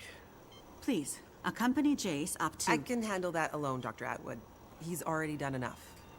Accompany Jace to... With tonight's Aurora, we have a chance to pull the data now that the systems are nearly back online. But I'm not sure Jace can handle the next part alone. I don't need any help. We need to get the data from the buffers back into the mainframe, and then to the scope's relays for processing. But for that to work, we need the benefit of the program. The program? Just a little something I put together during my graduate thesis. It's a brilliant bit of coding, and without it, we'd be dead in the water. Okay. So, what can I do? The next parts are all about perfect timing, and we each have a part to play. I'm sure I can handle the telescope. Nonsense. This is too important to let pride get in the way. Once more? For good luck? Let's not make this a habit, okay? Works for me. You two had better get moving. We're running out of time.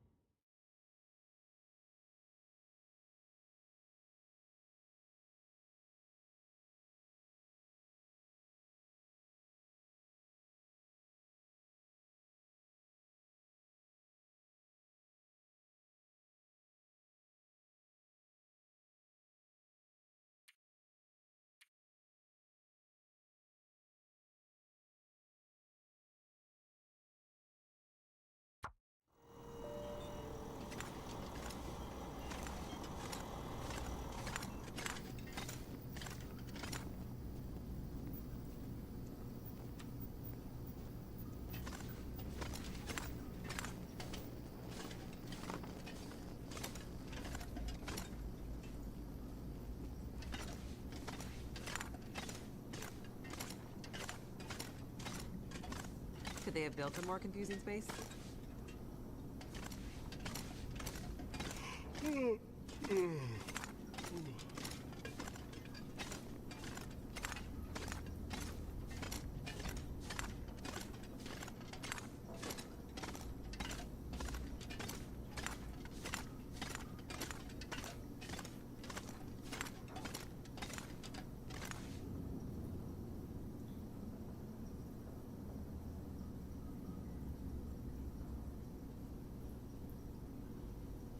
Place is old, but it has good bones.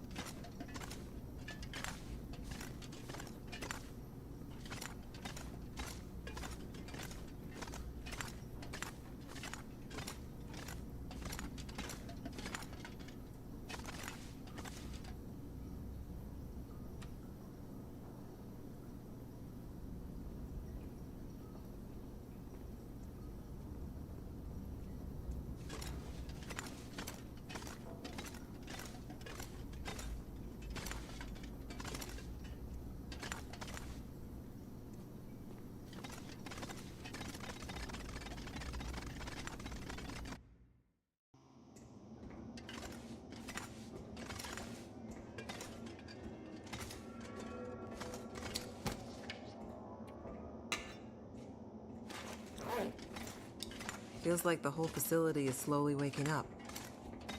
That Aurora is a real mystery. It's almost like magic, really.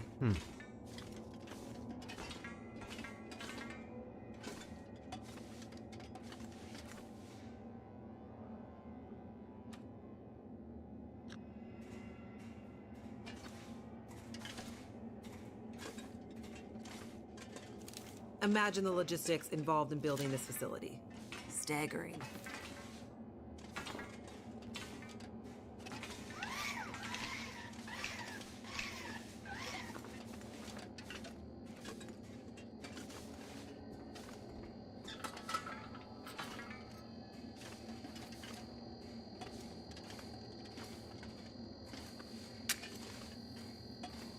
The people who built this had no idea how important it would be someday.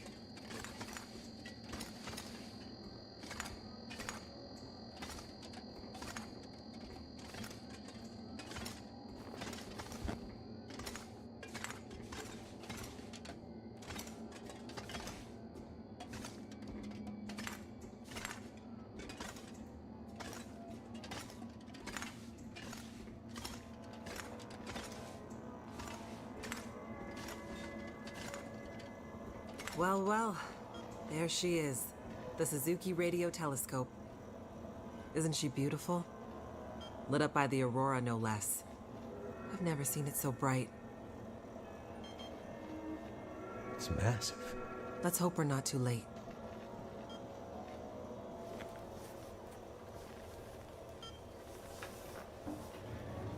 Okay, time to get this party started. There's a fair bit of interference. Keyboard is glitching a bit. Can't be helped, we're way past long shots at this point. Loading the program. Now. Are you in place? I'm seeing some spikes on the sensors at the peak. Shouldn't be long now. What do you need me to do? Okay, this is the tricky part. I'm gonna have to run the program and update the code in real time to modulate for the aberrant magnetic field and... Jace. So I'll be busy focusing on that. Meanwhile, once the telescope grabs a signal, we'll need to follow the source. The new data will help flush the buffers, and the data in the buffers will get pushed to Dr. Atwood's workstation for processing. It's an archaic system, but best I could do with 30-year-old technology. I'm still not clear on what you need me to do. You're a pilot, right? Yep. Know how to adjust your heading to follow a radar beacon? Yeah, I have a pretty good idea. Same principle. Grab the big metal wheels at the base of each leg of the telescope sensor assembly. You'll see a bunch of numbers around the edge. When my program outputs specific bearings, I'll shout them to you. And then you have to find a way to match those bearings as quickly as you can. Sounds easy enough. The timing has to be perfect. Got it. Like, exactly perfect. I hear you loud and clear. Did you say you got here after crashing your plane? Don't start. Get ready. I'm seeing some power spikes. Something big. It's happening.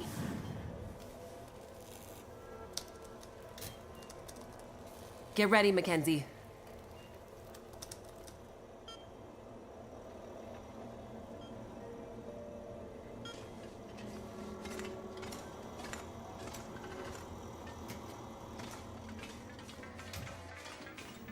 What a mess. Look for the wheel, Mackenzie.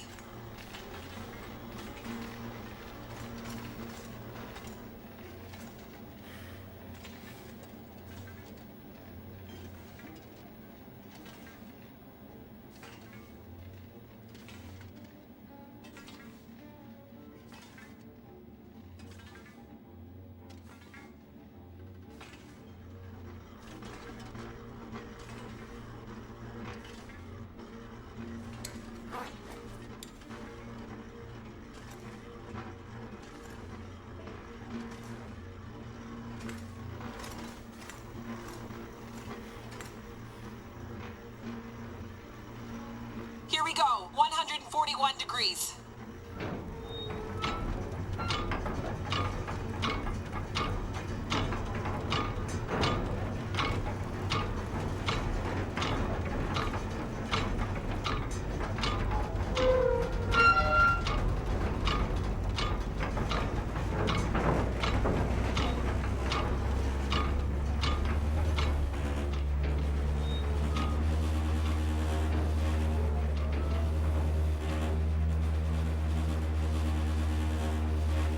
Great, you did it, Mackenzie.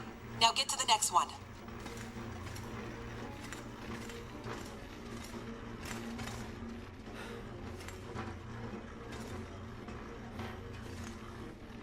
Look for the console with the big wheel on it. Come on, Mackenzie. How am I supposed to find anything down here? There's gotta be a way through here.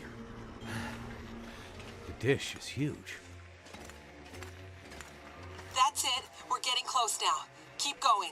Okay, 67 degrees.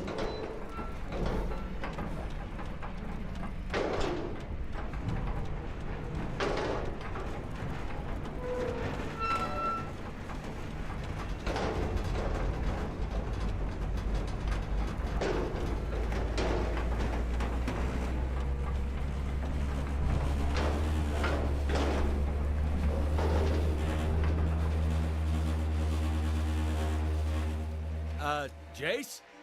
Everything okay over there? Don't worry. Keep going. Last bearing incoming. Come on, you sweet, sweet program. Don't let me down.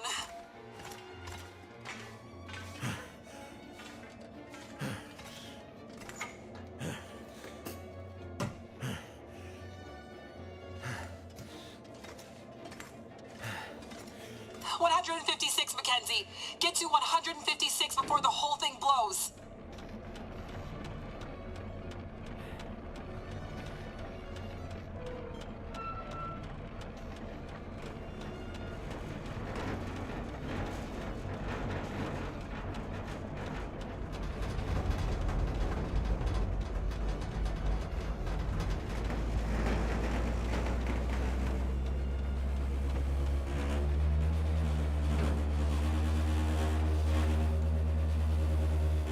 Now, Mackenzie.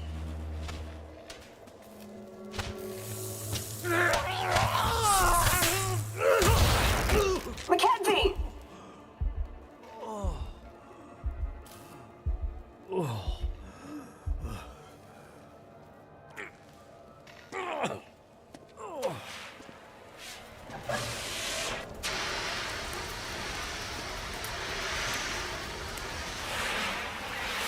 The program? She did the most any program can hope to do. Her job. Now let's hope Dr. Atwood got what she needed. Because this gear is toast.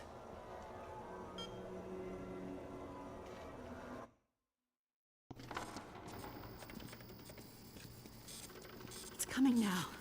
All the data just flooding out of the buffers. It worked. God damn it, it worked. Oh, thank goodness. I'd hate to have to restart my PhD. You did brilliant work, my girl. Absolutely brilliant. We just need to keep the data flow, ensure it comes in a continuous flow, uninterrupted. How long before the data is ready for analysis? These are old systems, and it takes a while for them to crunch through the numbers. It'll be hours before we'll... Well, shit. What the hell just happened? It's not the power this time. Geothermal plant's still showing up green on the board. Some kind of overload or emergency shutdown. What now? Now we do this the old-fashioned way. We start combing through the numbers. I'll get us some light.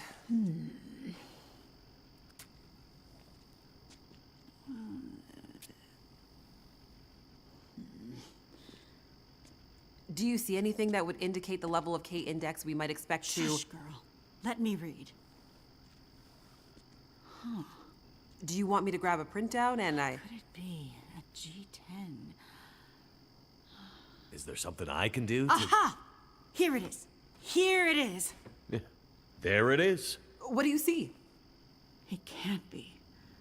That silly old British bastard was right. He just never knew how right he was. Why did it have to happen in our time? British bastard? Please explain. For you to fully understand would take more time than we have. I'd have to go back more than 150 years. I like a good story. I think we deserve some answers. Very well. In 1865, a British scientist and naval officer was tasked with supporting the research of a scientific team, seeking to create a kind of communication that could travel over the air. The Admiralty felt that dependence on the telegraph was holding them back. This Navy man was inspired by stories he'd heard about the Carrington event 6 years prior. At the time, the largest geomagnetic event ever recorded. He had heard that the abundance of static electricity in the air had powered telegraph lines, even after the operators had unplugged them. Fires broke out due to this geomagnetically induced current. It got him thinking. This scientist's research led him all over the world, and he began to piece together a picture of the Earth's geomagnetic profile, and something about the operation of the sun and its effects on the Earth's magnetic field. Remember, this was 150 years ago, and well before they had the equipment to prove any of this. But a theory began to take shape in his mind that suggested the sun went through cycles of geomagnetic activity, waxing and waning, but sometimes spiking inexplicably in dramatic ways. The historical record held evidence of many of these events, but in pre-industrial times, the impacts were more subtle. Even in the mid-1800s, there wasn't enough power infrastructure to really feel the impact of these spikes, so it wasn't of grave concern. But the growing dependence on telegraphy suggested this shouldn't be ignored. And this scientist predicted that if the level of electrification continued to grow exponentially, as was predicted, this would create a serious vulnerability that could be exploited by their enemies at great cost to industry and society at large. He was given a secret commission from the Royal Geographical Society to prove his theories and to come up with a strategy that would ensure the British were in the strongest position to exploit any such geomagnetic disaster. After another decade of research, this scientist began to suspect that this geomagnetic current that existed all around them could impact many other things, and more deeply. He began to study migration patterns of animals, and gathered evidence of whale strandings, bird die-offs, and other unexplained mysteries relating to animals' innate abilities to navigate vast distances with great precision, without the benefit of modern tools or equipment. Eventually, he knew he had to travel north to the Arctic to really test his theories. And in December of 1865, he took a ship and a crew of Navy scientists and mariners in a specially commissioned research vessel, a modified bomb mortar ship, fashioned after the Terror and Erebus from the ill-fated Franklin expedition. His ship was named the HMS In Tenebris, and he took it and a crew far above the Arctic Circle, along with an array of unique recording equipments he had crafted himself, with the hope of collecting data to support his theories. This scientist and Navy man was Captain Edmund Wintermute. The word in Mackenzie's secret message. It was a person's name. Wintermute's mission was to collect data near the Arctic Circle, and he and his crew were also tasked with the goal of resupplying a small Navy research outpost that had been set up as part of Wintermute's program the year before. Some of the crew on Wintermute's ship was designated as relief for the outpost's crew, and Wintermute was meant to bring the replaced men home to their families. A few days away from the Arctic Circle and 2 days from their destination, Wintermute recorded increasingly active aurora and other geomagnetic activity around the ship, including St. Elmo's Fire. But he also noticed something else. As evidenced by their journals, many of the crew were having trouble sleeping, with some experiencing full-blown insomnia that worsened as they traveled further north. Some were also beginning to forget things, their journal entries occasionally slipping into childlike language or outright gibberish. 2 days out from their destination, the night watch rang the ship's bell to announce a man had gone overboard. The man, an experienced mariner, had been observed to simply walk off the deck of the ship. By all rights, a calm and dependable sailor. This event shook the crew's morale. Wintermute did his best to keep them focused, but he was still inexperienced as a ship's captain, always more the scientist than sailor or Navy man, and he could tell the men were increasingly becoming anxious, even distrustful. Walked off the ship and straight into the water. Exactly, but things got even stranger after that. When they arrived at their destination, a small island surrounded by sea ice, they found the Navy observation camp that Wintermute had set up the year before completely abandoned. The shelters were mostly destroyed, the relentless Arctic winds having shredded their canvas. The sled dogs were killed, some seeming to have been eaten. Many of the men were found dead, their bodies frozen in their beds, some showing signs of having been attacked or murdered. Yikes. Keep in mind, the Franklin expedition was still fresh in the public imagination during this time, including all the rumors of cannibalism. Wintermute could tell some of his men were nearing their breaking point, so he sent them back to the ship and took only a small group of trusted officers with him to search the rest of the small island. On the far northern side, in an icy bay, they found the remainder of the outpost crew, their bodies frozen solid in the ice. Some appear to have walked in and simply frozen in place. Jesus. And I thought we had it bad. Not wanting to completely abandon his research, but also recognizing the fragility of his situation, Wintermute kept a small group of trusted and hardy men with him. He offloaded sufficient provisions and equipment for them to survive up to 6 months, and sent the crew and the Intenebris back to London, with the request that they send a rescue ship to pick them up. That's dedication. But what does it have to do with our data? I'm getting there. Months later, the relief ship returned to find only Wintermute remained. He had left books of scrawled notes, data he had gathered using his novel devices, sketches and observances of the men he had kept with him, and a detailed diary outlining their slow but progressive decline into a kind of fugue and madness.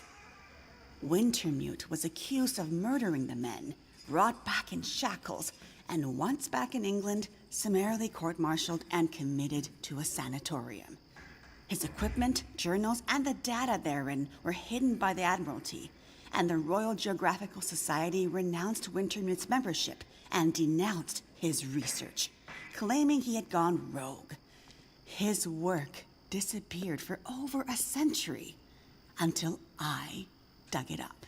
Why haven't we ever heard this story before? Exactly the question you should be asking. I had encountered odd and inexplicable references to his research, but always leading to dead ends. I finally managed to get my hands, through no small feat of my own canny research and a dogged determination, I might add, on a few of his earlier papers. It wasn't easy, believe me. A woman, let alone a woman who isn't white, had to work 10 times harder to get access to this material, but I managed to do it. I spent the next 20 years piecing it together, tracing the fingerprints of Wintermute's theory, collecting his data, analyzing, and then adding to his research with research of my own using increasingly modern equipment. And the more I dug, the more data I collected, the more worried I became. Because not only had Wintermute's original fear come to pass, that the world had become dependent on the electrical grid, a technology that would easily be taken offline should any Carrington-level geomagnetic event occur. But even worse, that the Carrington event of 1859 was like a tiny spark compared to the massive, overwhelming storm that might come in the future. I started to talk to others about this, but of course, people thought I was crazy. They ignored me at first, then started to denounce me, and then ostracize me. Until I eventually found myself so far on the fringes of accepted science that I was entirely isolated, with nobody to trust, nobody who would believe me. I lost my job, my marriage failed, all my academic credentials were thrown into question. Ah, this explains something about your reputation, Dr. Atwood. Nobody would believe me, except for John, who you met as Jeremiah, Mr. Mackenzie. He was a young corporal in the Canadian military when I first met him. Handsome, as I recall. It's a long story on top of an already long story, so I won't tell it all here. But the important thing was he was stationed at a radar observation post along the Dew Line, far north, and started to observe some strange things of his own. He followed the trail, which eventually led him to me. Then when we got together, there were sparks, I tell you. To be believed by someone, it was like a drug. We worked to uncover more data, and he kept his eyes and ears open, using his military connections to gather more information carefully. And he moved up the ranks, but always stayed under the radar, putting his career aspirations aside to ensure he could stay close to the facilities we needed access to. But it was never going to last. At one point, he was caught accessing some classified data shared with our NATO allies, and they thought he was spying for the Russians, so they put him in military prison. And we lost touch. Years later, he actually found me here, at the radio telescope. He was a changed man. His fire was gone. They'd somehow broken him. He said he still believed, but he couldn't be part of this journey. And that's the last time I saw him. That was more than 20 years ago. I can't believe he's still alive. And on Great Bear, no less. You can't possibly believe that's some kind of coincidence. Jeremiah being here. What are you suggesting? Isn't it obvious? He stayed here for you, to be close to you, to keep watch. He's been here ever since, close by, in case you might need him. And as soon as he saw the Aurora and what it could do, he knew. He saw the signs. When I met him, he was nearly killed by a bear. And when I left him, he was still not much more than half alive. Otherwise, I'm sure he would have come here himself. But he sent me to warn you. He made me promise. And he knew by then what that promise would mean. He sent you in his place. And it's a good thing he did, because now we have the final piece. This is the answer we've been looking for all these years. Do we finally have it? I think we do, dear. I'm not following.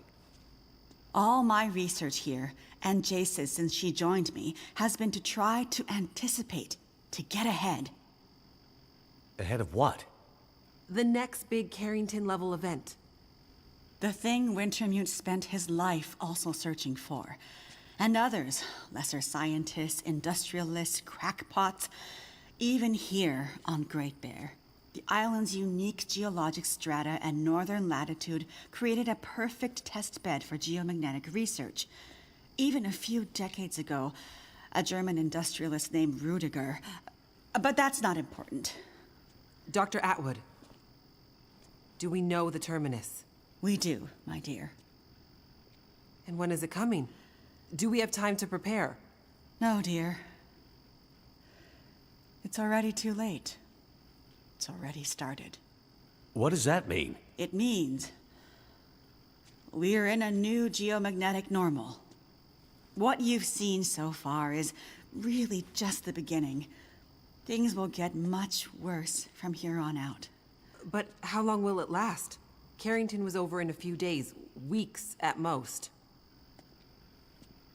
Oh, this is much bigger than Carrington. How long, Doctor? I hesitate to say. With the data I have, I can only offer a vague range. 40 to 400. Hours? Days? Years. Wintermute tried to warn us 150 years ago, but nobody listened. And now we're at the very beginning of a geomagnetic storm. A disaster of such proportion we've not seen its like in recorded history. The power grid is down. Everything humanity has built over the last 100 years or more, based on technology, electronics, everything based on the integrated circuit, electricity, it's gone. It's all gone. Nature is changing, and soon we'll begin to see the impact on people. We won't emerge unscathed. And this period of darkness will last from 40 to 400 years. A new dark age. The long dark. And what humanity will exist on the other side of it, I cannot even begin to guess. Then I need to warn her. I need to get to Perseverance Mills. You're talking about your ex-wife, the doctor? Astrid will be there. And she needs what's in this hard case. What's in the case, and what kind of doctor? She's a researcher. Insomnia, memory loss, fugue states. I think she stole some experimental meds. She's trying to help a friend. A child that's suffering from some mysterious illness. I'm not sure. Go to her. Regardless of what's in the case, you can bring her here. Her and anyone else you care about. We have to think about the survival of the species now. But what can we possibly do here? Oh, Jace, my silly girl. Have you forgotten what this facility is built on? I just know it's some government thing. Before it was repurposed for use with the radio telescope, this was an observation post for monitoring satellite communications. Mostly American, Russian, some Chinese, Cold War stuff. But why here? Who would think we'd be spying from here? Exactly. A few floors below us are the magnetically shielded dorms and storerooms designed for the folks who used to live and work here back in the Cold War. The whole place is basically a big bunker. Right. And the team that built the geothermal plant left various supplies behind. Exactly. There's probably enough dry rations and assorted supplies there to feed dozens of people for a couple of years. Survival of the species, huh? I'm afraid so. Then I better get to it.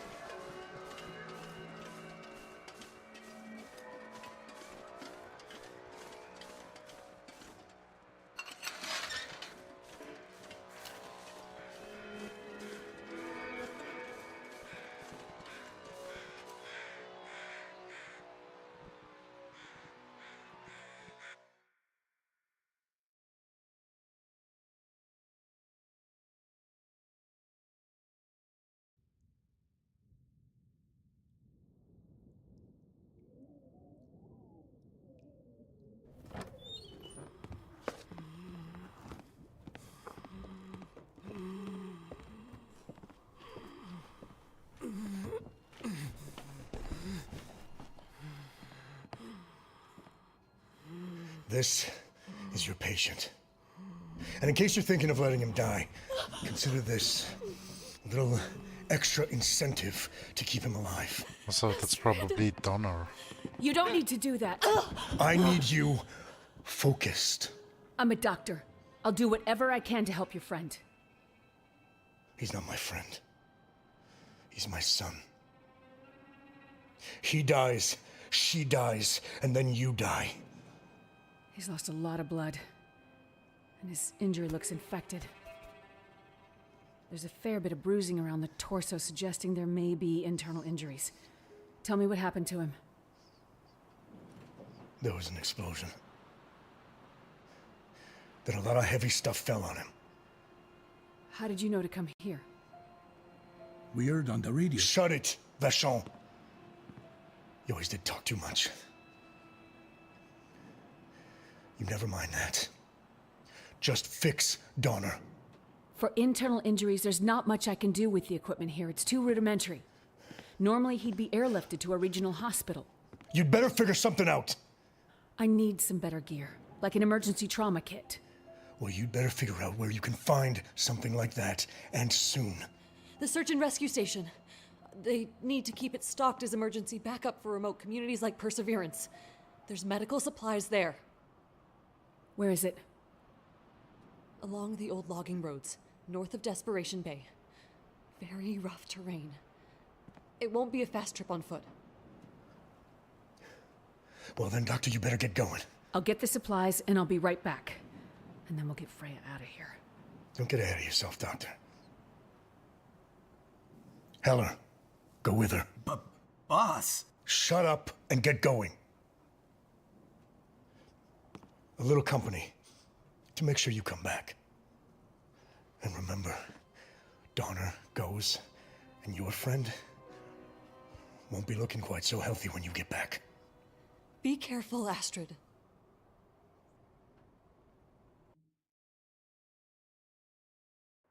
Look. Traveling for hours. I'm not going any further. My friend warned us it was a long walk to the SAR station. I'm freezing. Gotta warm up before I go any further. I guess we can stop for a bit. Listen, lady. Hey, look. A train.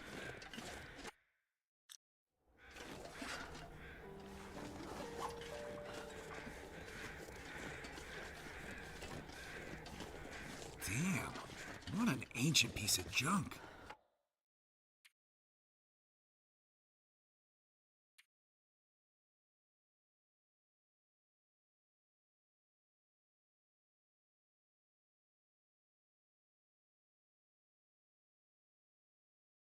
Thing belongs in a museum. You know anything about trains? Nah, not really. Just think they're cool. Bet this track leads to the SAR station.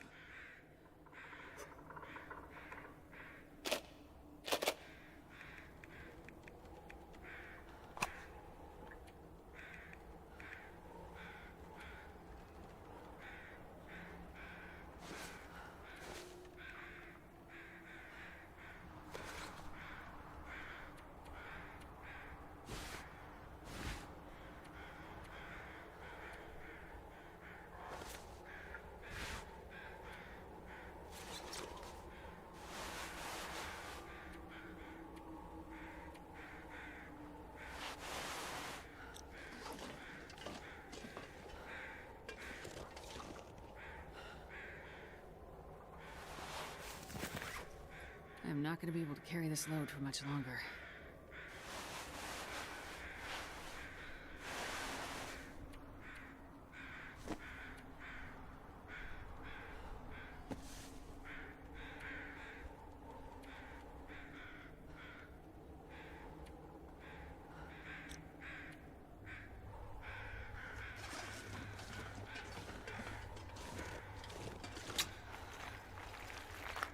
Hope nobody needs this anymore.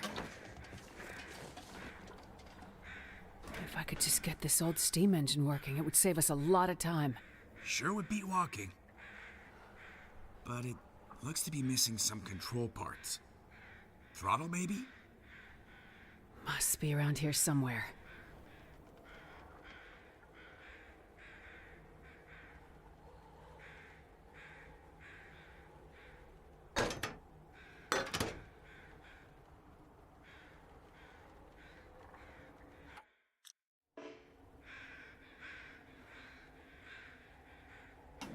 Good luck with that. I'll just be over here, looking for some way to thaw out. Gee, thanks for your help. Anytime, lady.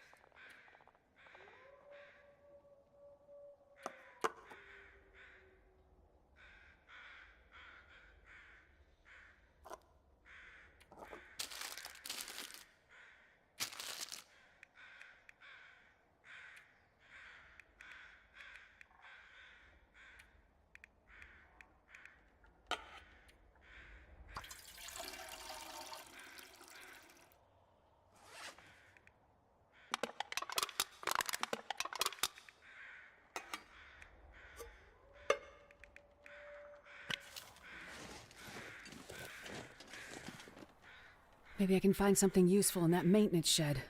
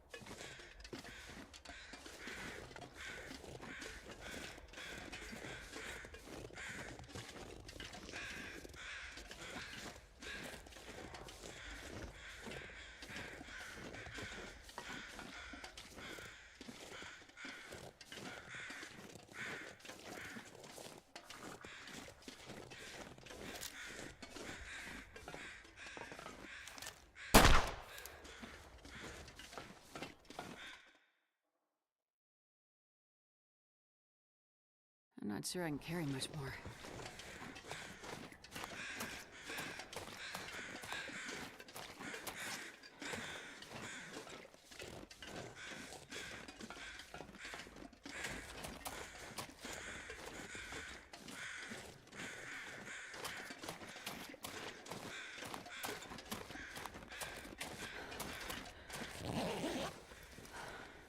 Well, this stuff will come in handy.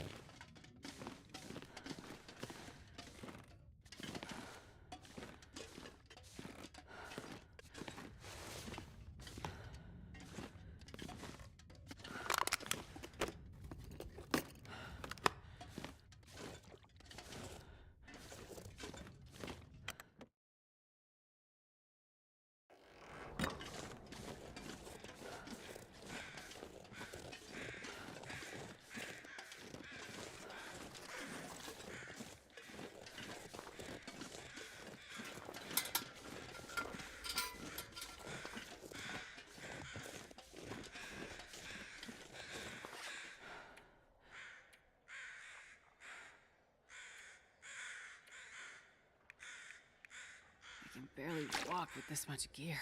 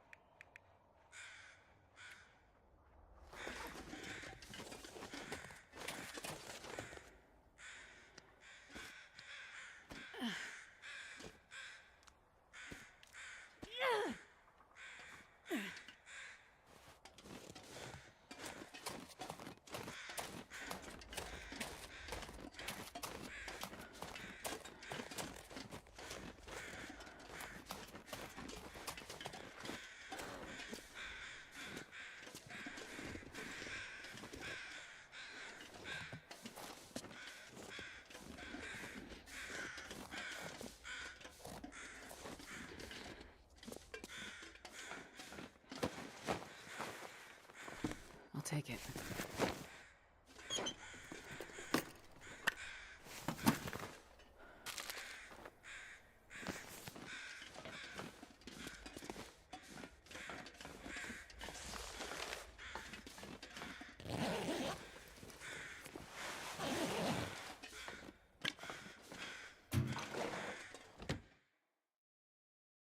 And this pack is getting kind of heavy.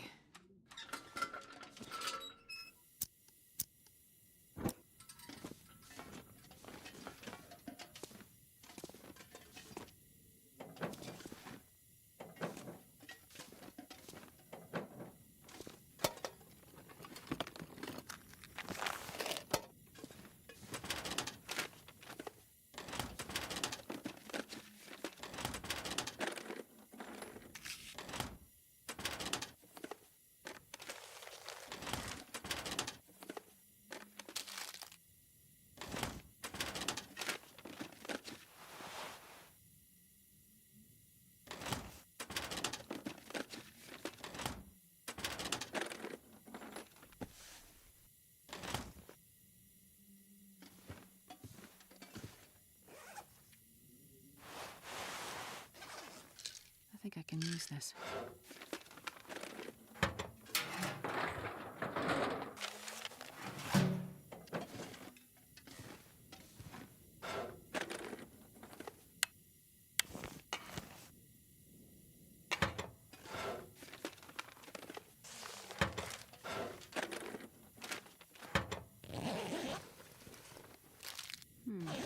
Okay.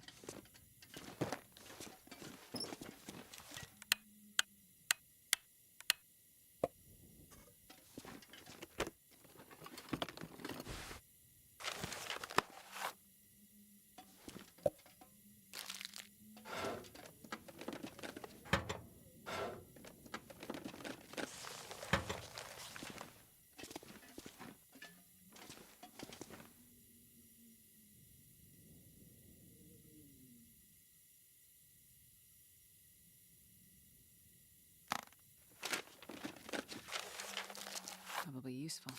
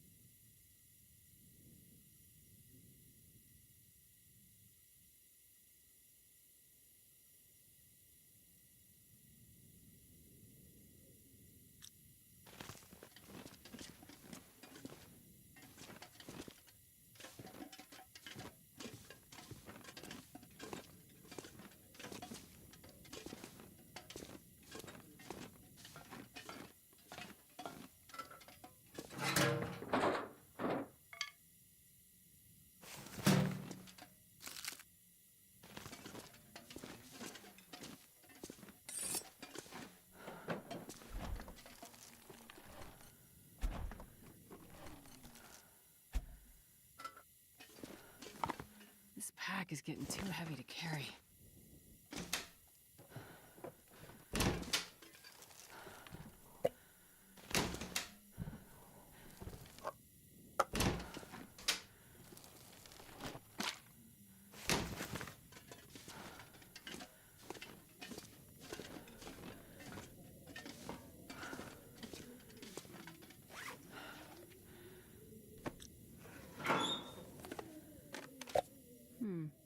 Okay.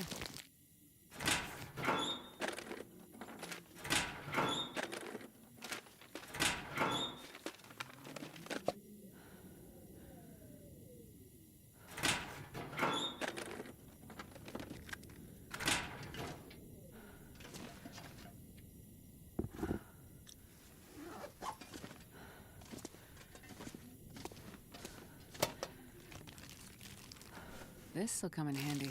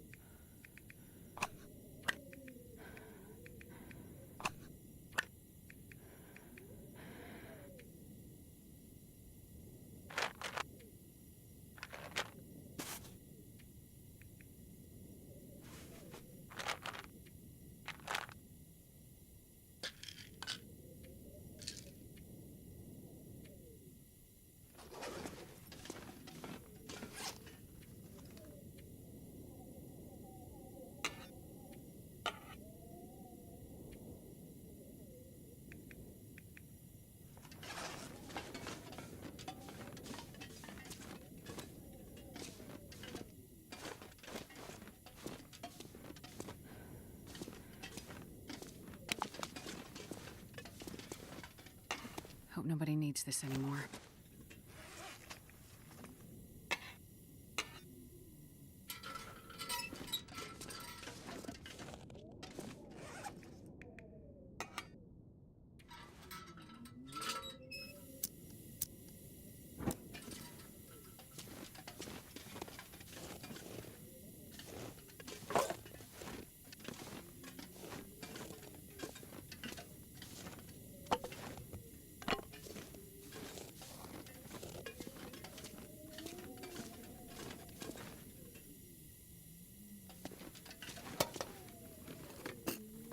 Well, this stuff will come in handy.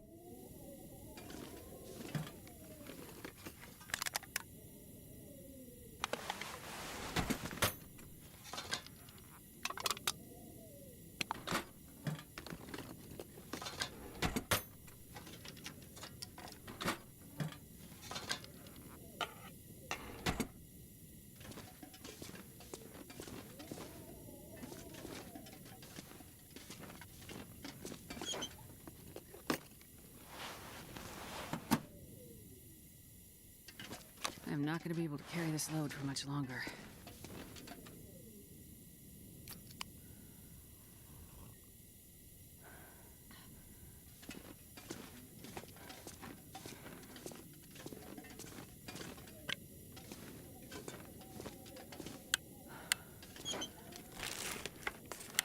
I'll take it.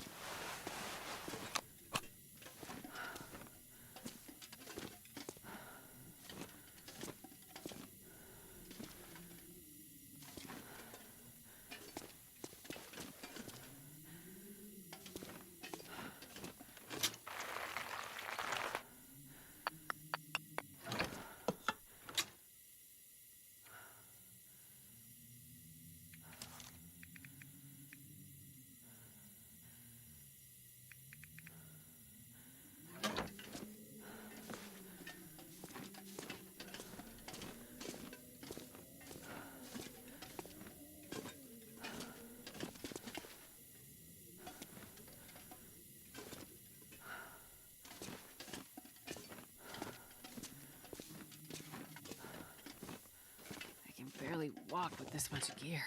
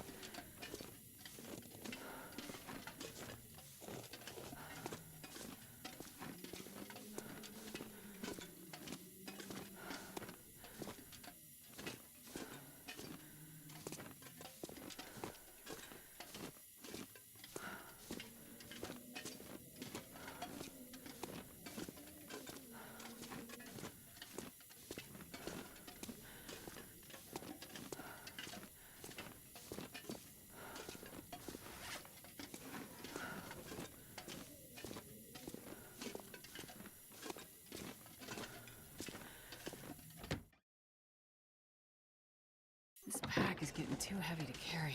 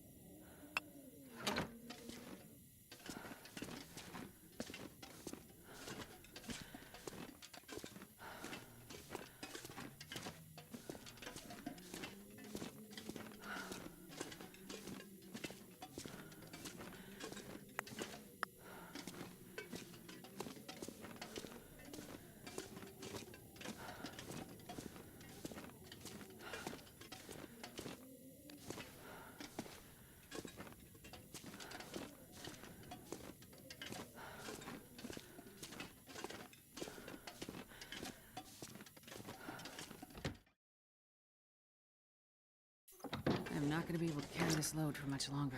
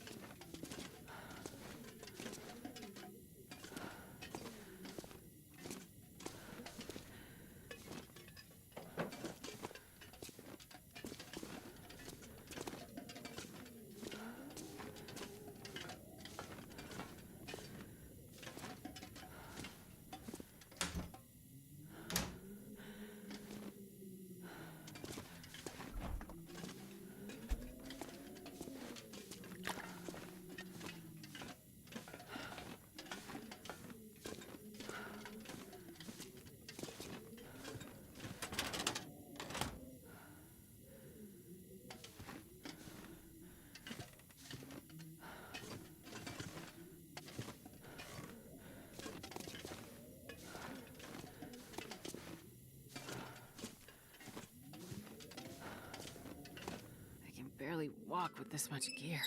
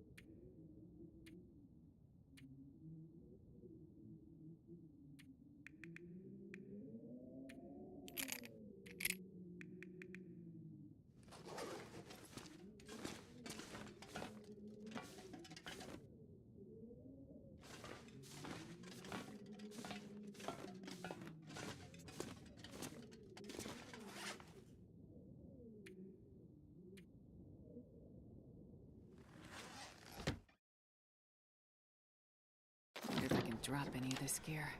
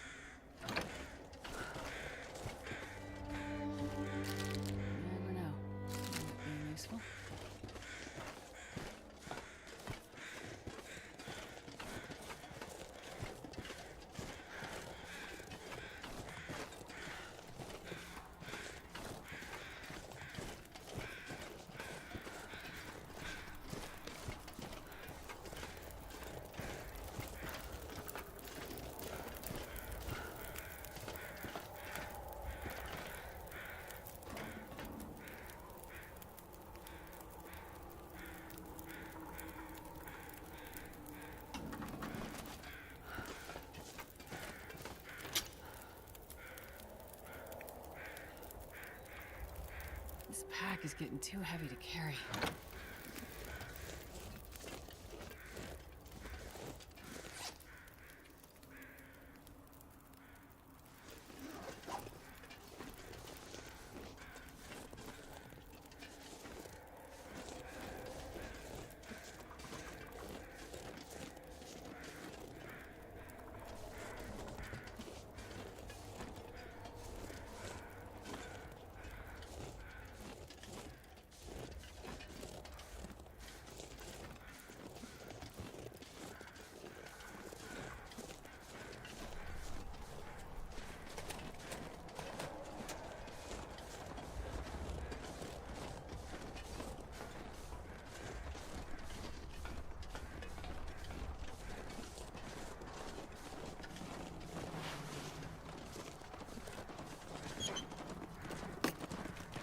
I think I can use this.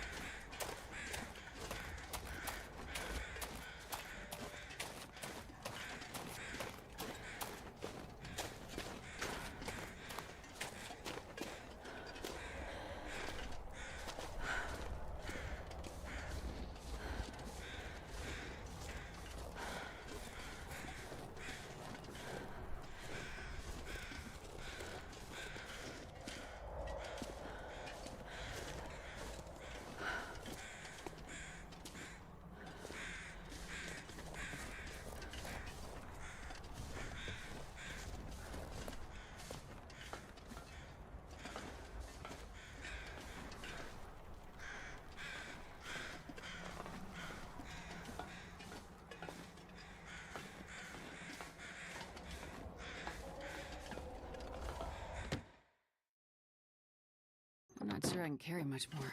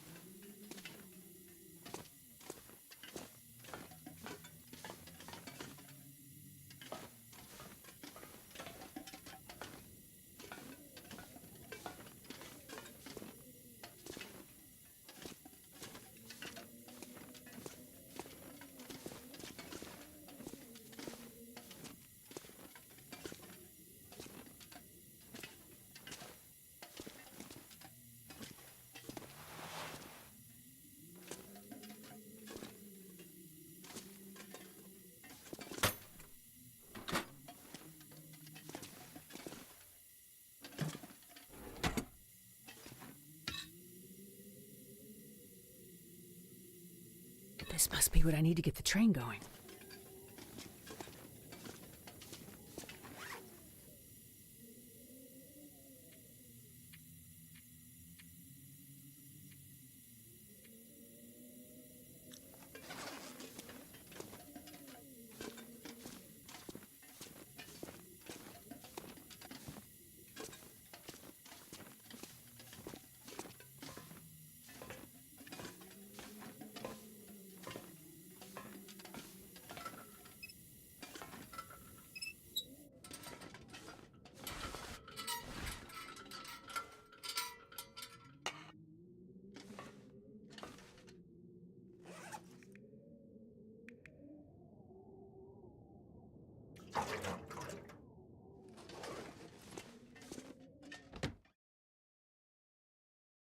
This pack is getting kind of heavy.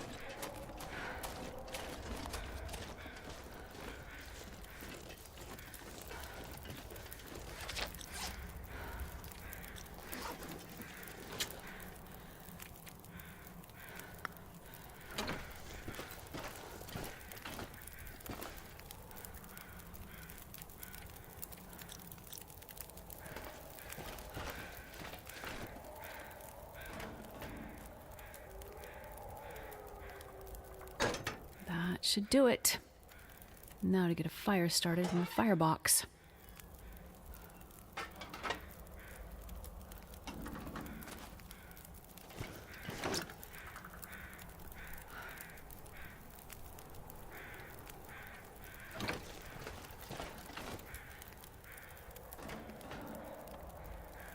I'm not going to be able to carry this load for much longer.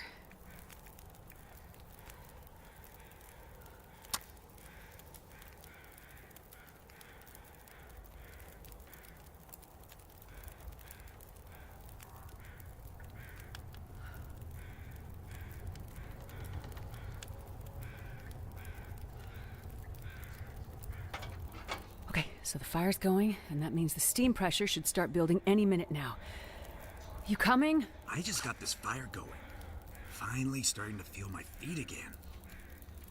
You aren't worried I'll run off somewhere? You? Nah. You won't leave your friend to die. I'll be back as soon as I find the trauma kit. Better hurry. Tick-tock.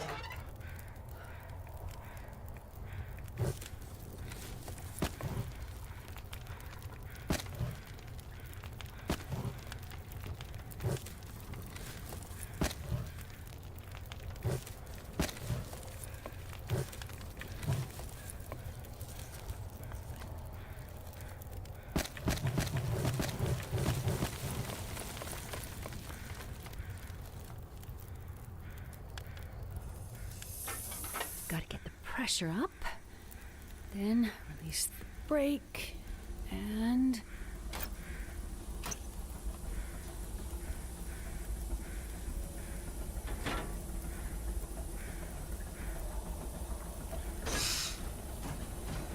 it works!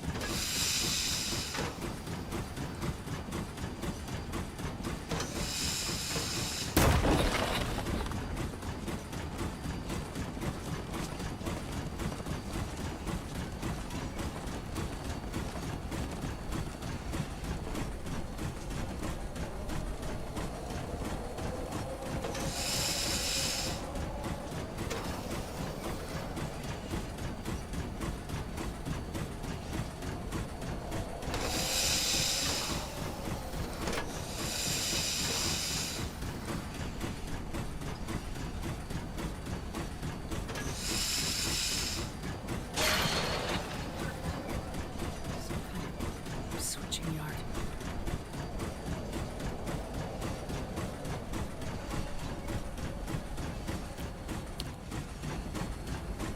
Dead end. Need to switch the tracks and try again.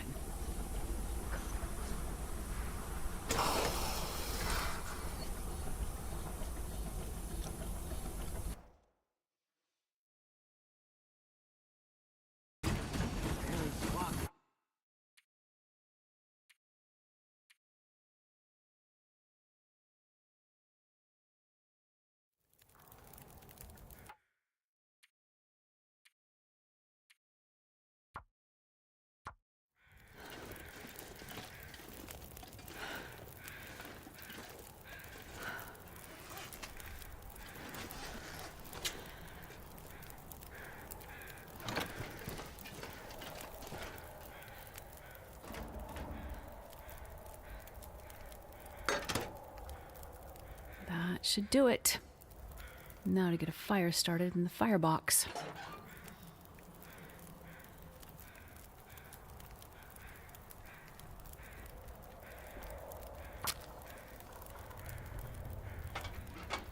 Oh yeah, that's a good one. Okay, so the fire's going, and that means the steam pressure should start building any minute now. You coming? I just got this fire going. Finally starting to feel my feet again. You aren't worried I'll run off somewhere? You? Nah. You won't leave your friend to die. I'll be back as soon as I find the trauma kit. Better hurry. Tick-tock.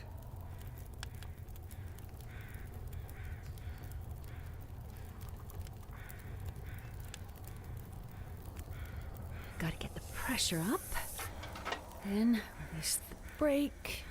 And...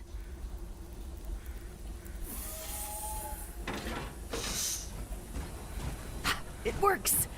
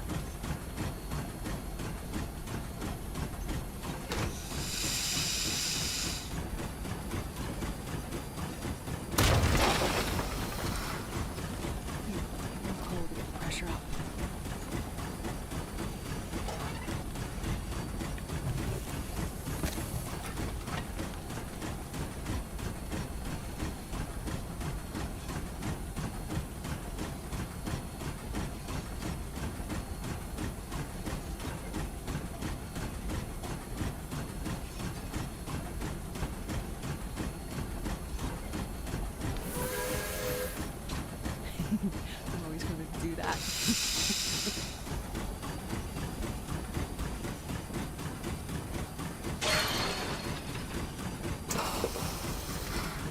Switching yard.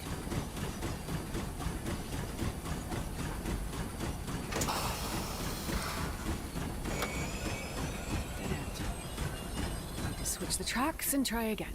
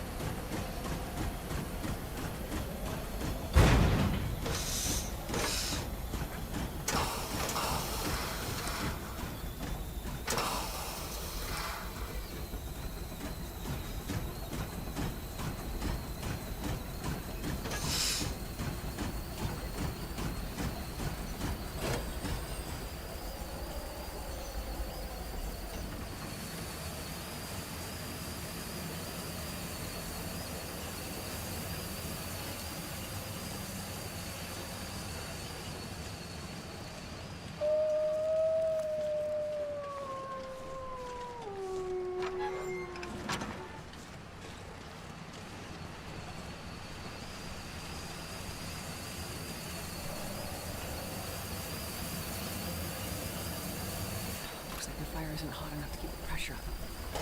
I need more coal.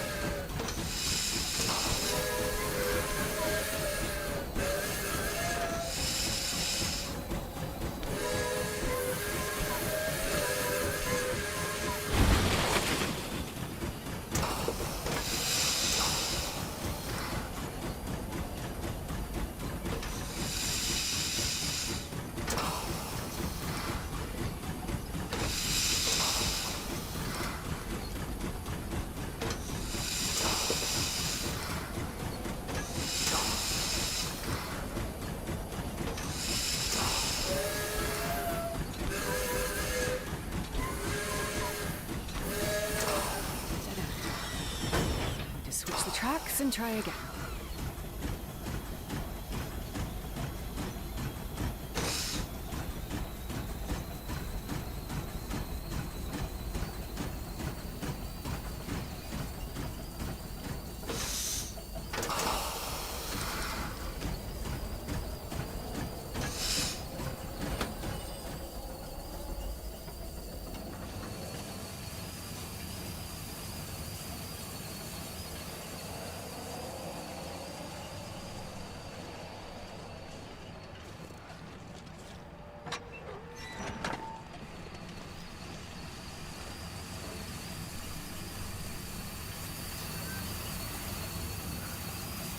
I need more coal to get the fire burning hotter.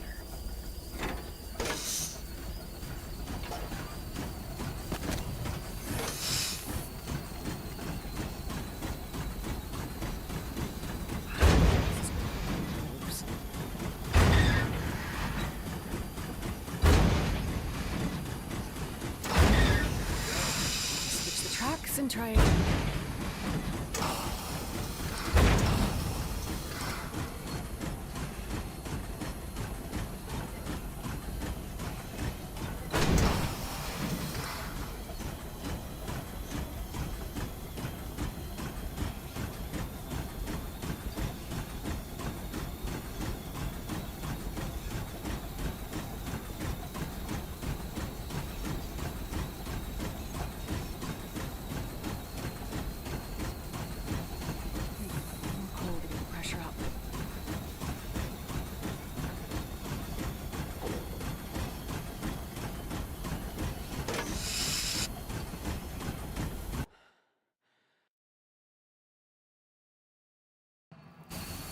Walk with this much gear.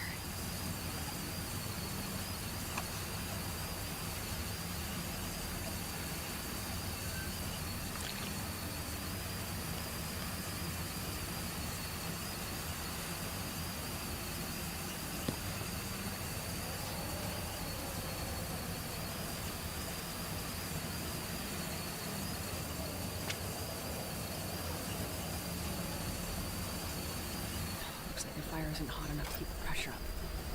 I need more coal.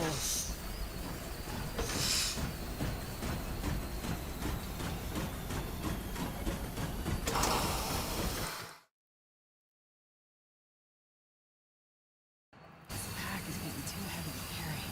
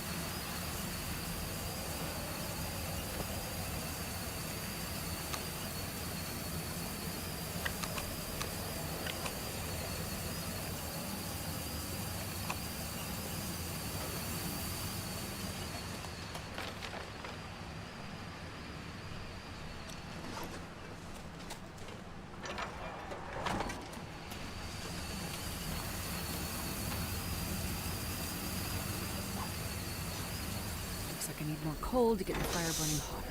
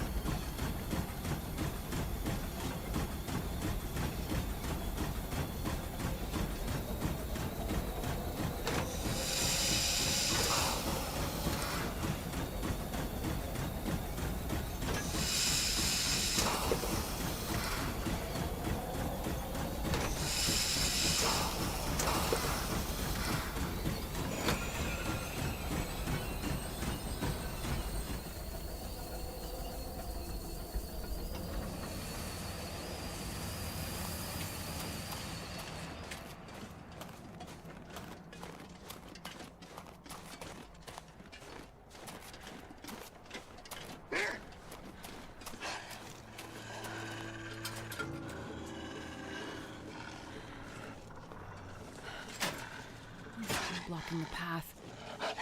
Just need to get it out of the way.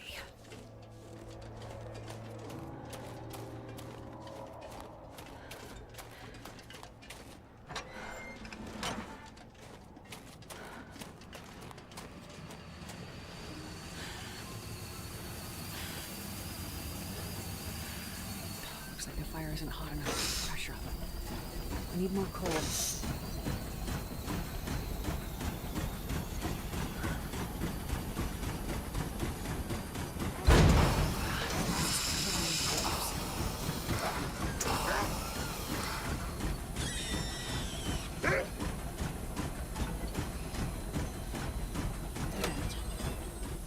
Switch the tracks and try again.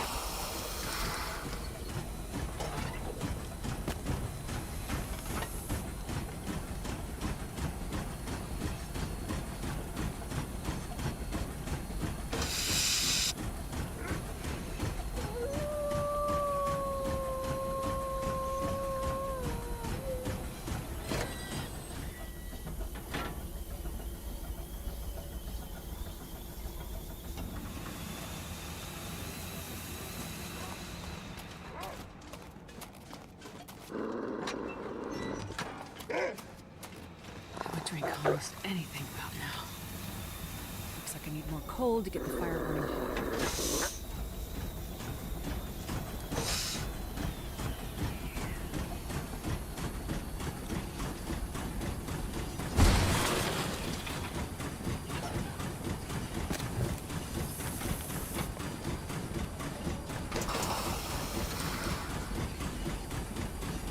Dead end. Switch the tracks and try again.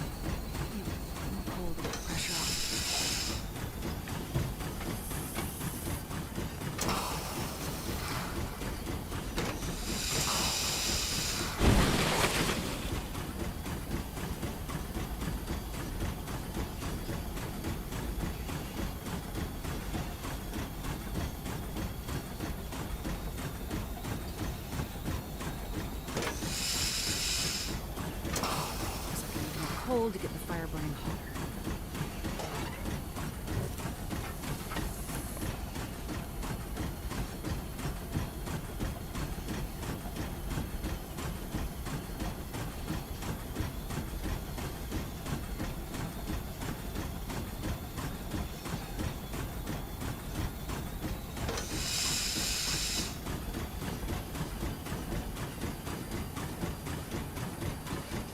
Looks like the fire isn't hot enough. I need more coal.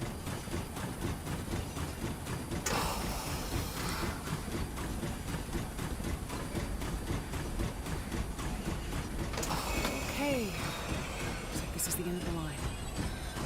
The SAR station must be around here somewhere.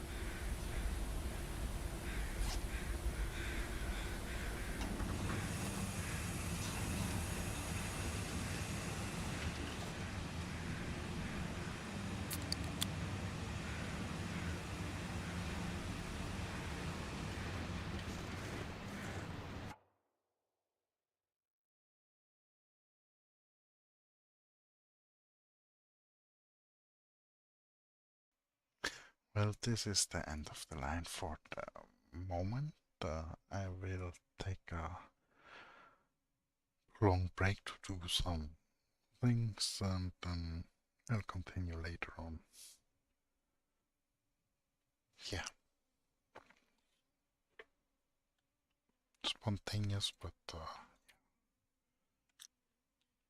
at the end of the line to find the trauma kit next time.